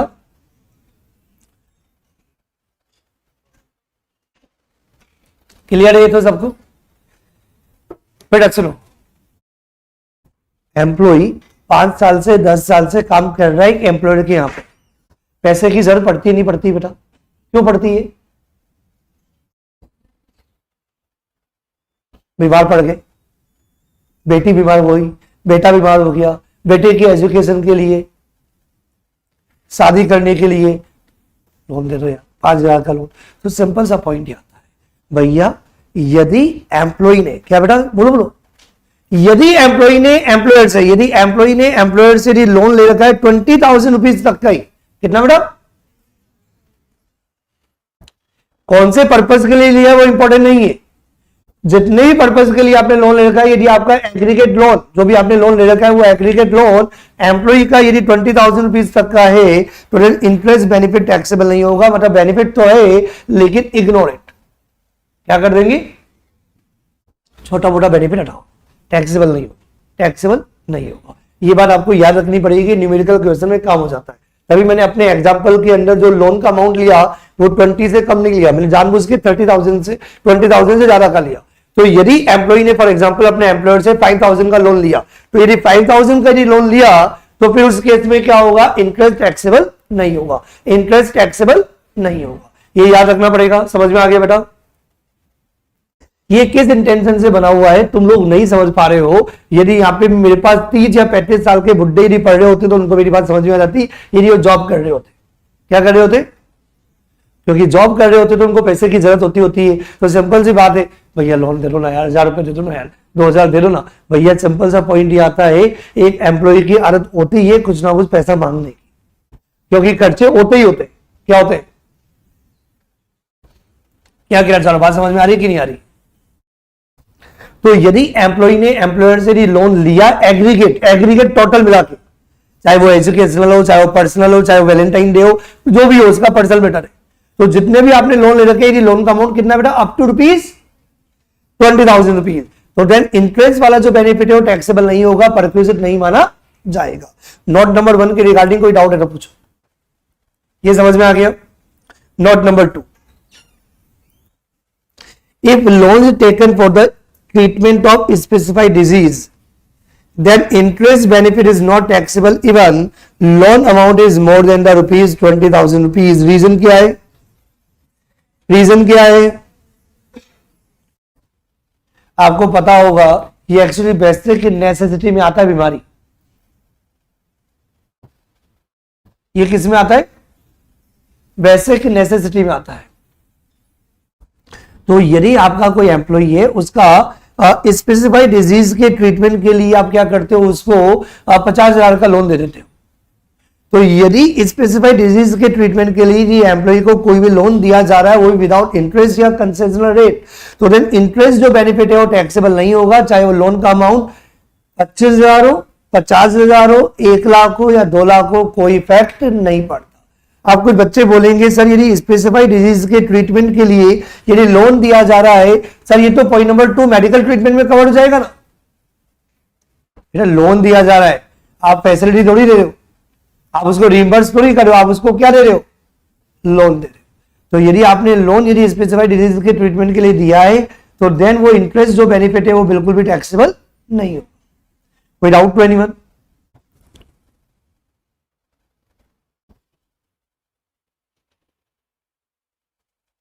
एक साथ क्वेश्चन लेंगे अपन, पहले अपन एक पॉइंट को खत्म कर देते हैं।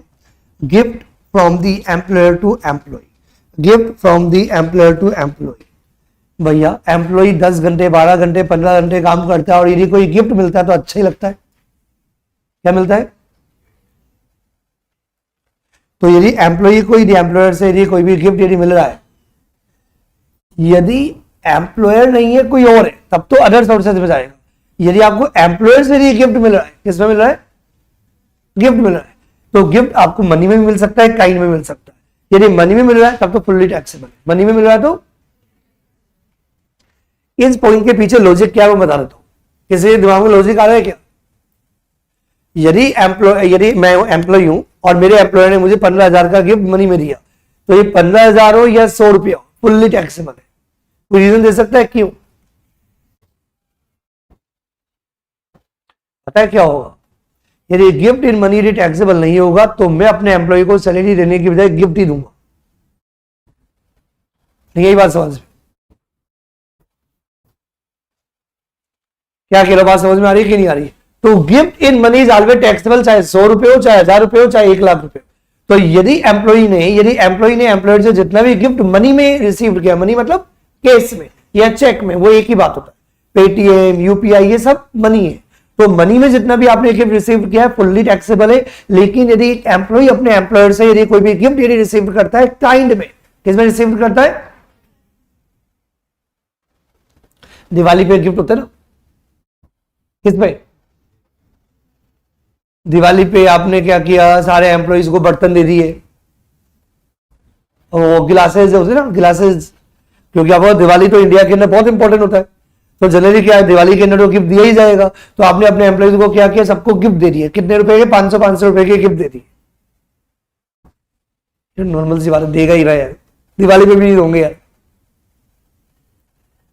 हटा, कितने तक क्या था? तो 5,000 रुपीज से कम तक का हो।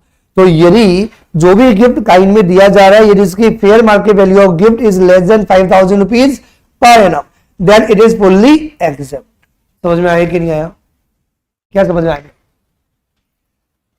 यदि आप एम्प्लॉय हो, आपने एम्प्लॉयर से मनी में यदि गिफ्ट रिसीव किया तो फुल्ली टैक्सेबल है। यदि आप एम्प्लॉय हो, आपने अपने एम्प्लॉयर से यदि गिफ्ट काइंड में यदि रिसीव किया है, किसमें रिसीव किया है?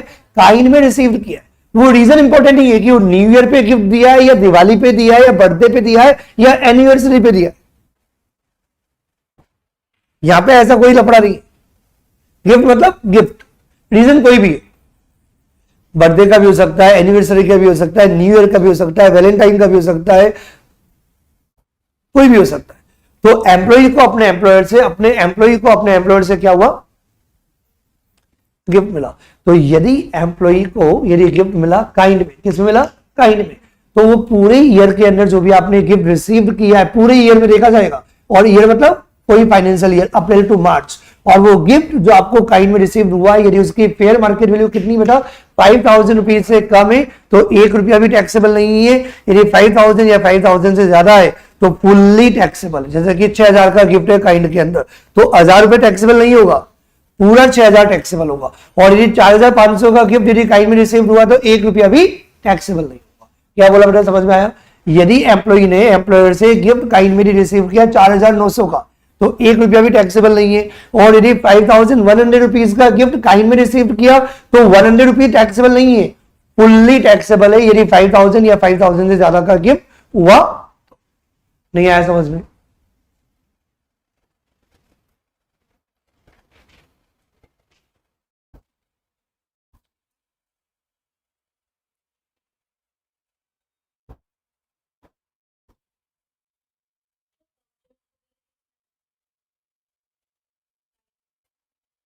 ये वाउचर्स भी इसी में आएगा, काइंड काइंड मनी थोड़ी है, मनी नहीं है, नहीं, लेकिन वो मनी इसलिए नहीं है क्योंकि उसमें आपने, उन्होंने क्या किया, उन्होंने एक तरह का आपको वाउचर दे दिया, आप कोई भी काइंड के अंदर गिफ्ट खरीद सकते हो, मतलब काइंड में ना देके काइंड के अंदर कुछ भी आपको गिफ्ट दे दिया, टैक्सेबल होगा। लेस देन 5,000 रुपीज पर एनम दिया हुआ है।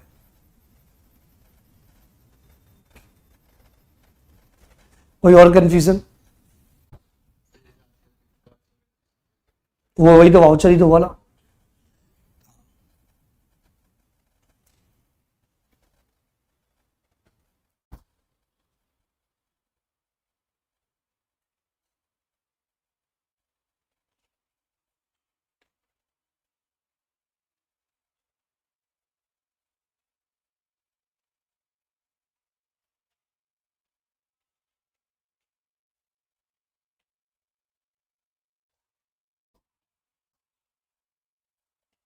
यस, पॉइंट नंबर 5 बाद में पढ़ेंगे अपन। पॉइंट नंबर 6 जितना पढ़ा है उतना समझ में आ रहा है सबको, कोई कंफ्यूजन नहीं है। तो now we come to the point number 6। Point number 6 is use of movable asset.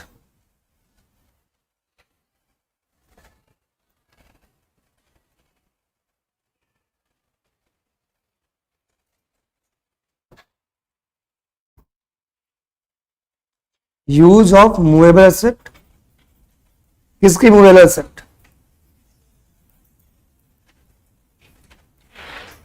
By employee.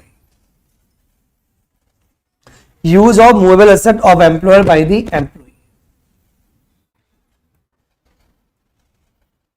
Use of movable asset of employer by employee मतलब ये कि एम्प्लॉयर की जो भी मूवेबल एसेट है वो एम्प्लॉय को यूज करने के लिए दे रहा है। कौन दे रहा है? एम्प्लॉय को मूवेबल एसेट यूज करने के लिए दे रहा है। तो उस केस में कितना टैक्सेबल होगा और कितना अमाउंट टैक्सेबल नहीं होगा वो आपको याद रखना है। इसको दो कैटेगरी के अंदर डिवाइड किया जाएगा। Number one is the computer and laptop.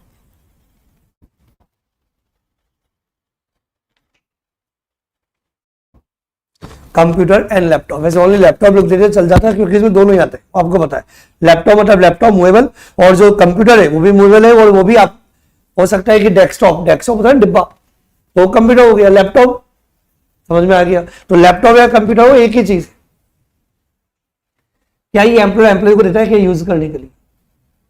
आजकल आपने नोटिस किया होगा जितनी बड़ी बड़ी कंपनीज के अंदर आप जॉब ज्वाइन करते हो, जैसे आपने जॉब ज्वाइन की, जो जॉब ज्वाइन करते ही एक लैपटॉप आपको प्रोवाइड कर दिया जाता है जो आप घर भी लेके जा सकते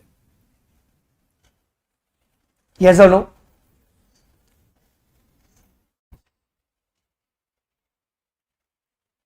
फायदा किसका है? एम्प्लॉय का या एम्प्लॉयर का? फायदा किसका है? एम्प्लॉय को लैपटॉप मिल रहा है तो एम्प्लॉय को फायदा हुआ ना। लैपटॉप या कंप्यूटर यदि एम्प्लॉयर ने एम्प्लॉय को दिया तो एम्प्लॉय को फायदा हुआ कि नहीं हुआ? तो जितना फायदा हुआ उससे ज्यादा उसने चूज के खत्म कर दिया, फिर रात में 2 बजे भी काम करना पड़ेगा। एम्प्लॉय को लैपटॉप क्यों देता है? और आजकल तो इसलिए भी जरूरी हो गया कि भैया ये आप हमारे सॉफ्टवेयर पे काम करोगे, किसी और सॉफ्टवेयर पे काम नहीं करोगे। तो भैया एम्प्लॉय को जो लैपटॉप देता है तो भैया आपके घर में भी तो लैपटॉप होगा ना। तो लैपटॉप तो नॉर्मल सी चीज है, तो लैपटॉप जनरली परक्विजिट नहीं माना जाता। माना कि हो सकता है कि कोई एम्प्लॉय उस पर मूवी भी देख ले, उस पर गेम भी खेल ले, तो वो एक अलग बात है। और आजकल तो बहुत सारे एम्प्लॉय मना भी करते हैं, बोलते हैं इसमें पर्सनल काम नहीं होंगे।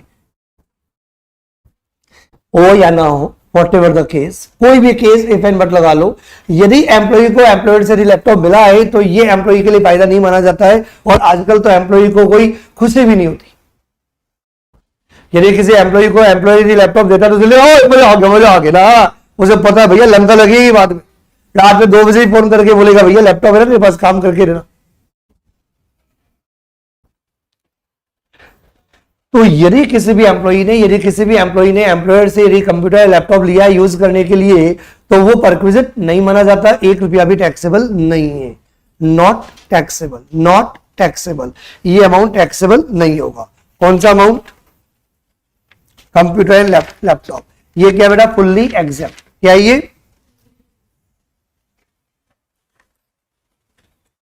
इसके अलावा कोई और एग्जांपल दे सकते हो एनी अदर एसेट का? एनी अदर एसेट जो मूवेबल हो, TV, fridge, AC, camera, mobile, car, bike. ऐसा हो सकता है कि एम्प्लॉय को मोबाइल वो दे दे, लैपटॉप, बाइक दे दे यूज करने के लिए, तो फायदा हो गया ना। एनी अदर एसेट के मतलब कोई भी, इसमें आपका टीवी भी आ गया, एसी भी आ गया, कार भी आ गया, बाइक भी आ गया, लैपटॉप भी आ गया। लैपटॉप को छोड़ के, लैपटॉप नहीं आएगा क्योंकि लैपटॉप को अपन परक्विजिट मानते ही नहीं है। तो लैपटॉप और कंप्यूटर के अलावा, लैपटॉप और कंप्यूटर के अलावा यदि कोई भी मोबाइल एसेट यदि एम्प्लॉय को यूज करने के लिए देता है तो वो एम्प्लॉय के लिए परक्विजिट माना जाएगा, अमाउंट इंक्लूड करना पड़ेगा। अब सबसे इंपॉर्टेंट पॉइंट ये आता है, सर परक्विजिट तो माना जाएगा, सर आप कैलकुलेट कैसे करोगे? जो दो पार्ट में डिवाइड करना पड़ेगा। जो कैसे कैलकुलेट किया जाएगा? दो पार्ट में डिवाइड किया जाएगा कि एम्प्लॉय जो एम्प्लॉय को जो मूवेबल एसेट दे रहा है यूज करने के लिए, एम्प्लॉयर के पास ये मूवेबल एसेट कहां से आई? बारिश आई होगी, रात में बारिश आती है ना बेटा, लैपटॉप की, टीवी की बारिश में टीवी टपकता है, आजा टीवी आजा। एम्प्लॉयर यदि अपने एम्प्लॉय को टीवी यदि यूज करने के लिए दे रहा है तो टीवी उसके बाद आया कहां से होगा? दो तरीके से आया होगा, तो लप्पा मार सकता है, या तो खरीदा होगा या चोरी किया होगा। चोरी वाली गंदी बातें थोड़ी करेंगे क्लास में। या तो खरीदा होगा या रेंट पे लिया होगा, या तो खरीदा होगा या रेंट पे लिया होगा। क्या कहना चाह रहा, बात समझ में आ रही है कि नहीं आ रही है? तो एनी अदर एसेट के अंदर दो बातें होगी। क्या बातें होगी बेटा? इफ ऑन मतलब परचेज्ड, ऑन मतलब परचेज्ड है, या if owned by employer, if hired मतलब rented by employer। यदि एम्प्लॉयर का खुद का है, फॉर एग्जांपल मेरा दिमाग है अपने पास, है ना, सुनना बात ध्यान। एम्प्लॉयर ने एम्प्लॉय को एसी यूज करने के लिए उसके घर पे भिजवा दिया, बोला कि तुम एसी यूज करो, मैं एसी आपको दे रहा हूं। और वो एसी पता है कितने का है? 45,000 रुपए का है। कितने का बेटा? आवाज नहीं आ रही? तो पूरा 45,000 रुपए एम्प्लॉय के लिए ऐड कर दूंगा आज।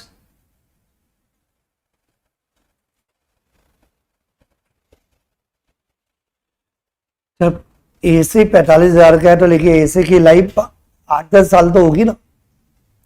हो सकता है कि आप एम्प्लॉय को सिर्फ 2 साल के लिए दो, तो पूरा का पूरा अमाउंट थोड़ी ऐड कर सकते हो। ये बाइक है, आपने 1.5 लाख की बाइक दे दी अपने एम्प्लॉय को यूज करने के लिए, तो पूरा 1.5 लाख रुपए का थोड़ी परक्विजिट है एम्प्लॉय के लिए। भैया वो बाइक 10-15 साल काम आती है, या सर नो? तो लॉ मेकर बोलते हैं कि यदि वो बाइक या वो एसी या वो कंप्यूटर या वॉशिंग मशीन, मतलब कंप्यूटर नहीं वॉशिंग मशीन, या टीवी या AC other than laptop and computer, यदि परचेज करके यदि एम्प्लॉय को यदि प्रोवाइड करता है तो कितना अमाउंट एवरी ईयर ऐड करना पड़ेगा? 10% पर एनम। कितना परसेंट बेटा? 10% per annum of the cost of asset. कोई कंफ्यूजन टू एनीवन?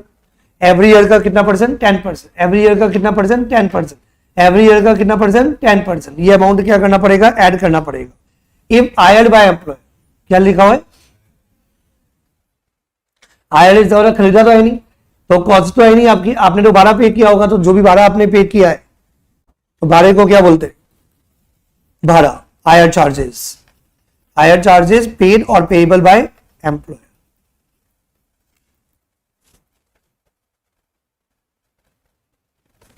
कोई कंफ्यूजन टू एनीवन?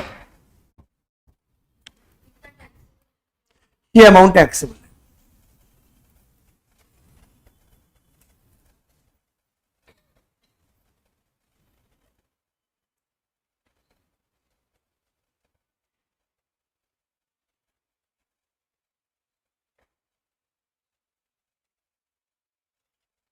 ये अमाउंट आपका टैक्सेबल होगा।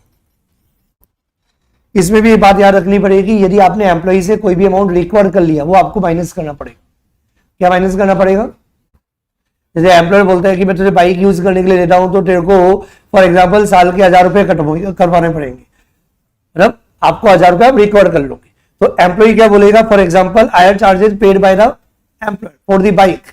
तो बाइक के लिए एम्प्लॉयर ने 12,000 का पूरा हायर चार्जेस पे किया और कितना अमाउंट रिकवर किया एम्प्लॉय से 1000 रुपए, फिर भी एम्प्लॉय को कितने का फायदा हो रहा है 11,000 का। कुछ बात समझ में आ रही कि नहीं आ रही है? क्या लाइन बोलती मैंने बातों बातों में, क्या बोला जल्दी बताओ। इफ एनी अमाउंट, बोलो if any amount is recovered, किससे रिकवर किया? From employ. तो एम्प्लॉय से जो भी अमाउंट रिकवर किया जा रहा है तो वो अमाउंट क्या किया जाएगा? It will be deducted, it will be deducted. किस वजह डिडक्ट किया जाएगा? यदि ओन बाय एम्प्लॉयर है तो 10% में से डिडक्ट किया जाएगा, और यदि हायर्ड बाय एम्प्लॉयर है तो जो भी हायर चार्जेस है उसमें से अमाउंट डिडक्ट करके जो रिमेनिंग अमाउंट है उतना ही अमाउंट क्या होगा? टैक्सेबल होगा।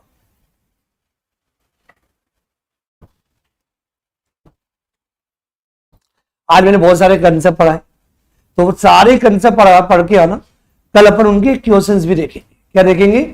कल अपन सिर्फ कंसेप्ट नहीं पढ़ेंगे, क्वेश्चंस भी देखेंगे साथ में। तो कल नए कंसेप्ट तो पढ़ने ही है, लेकिन क्वेश्चंस भी तो पढ़ के आना। By two all of you, have a good day.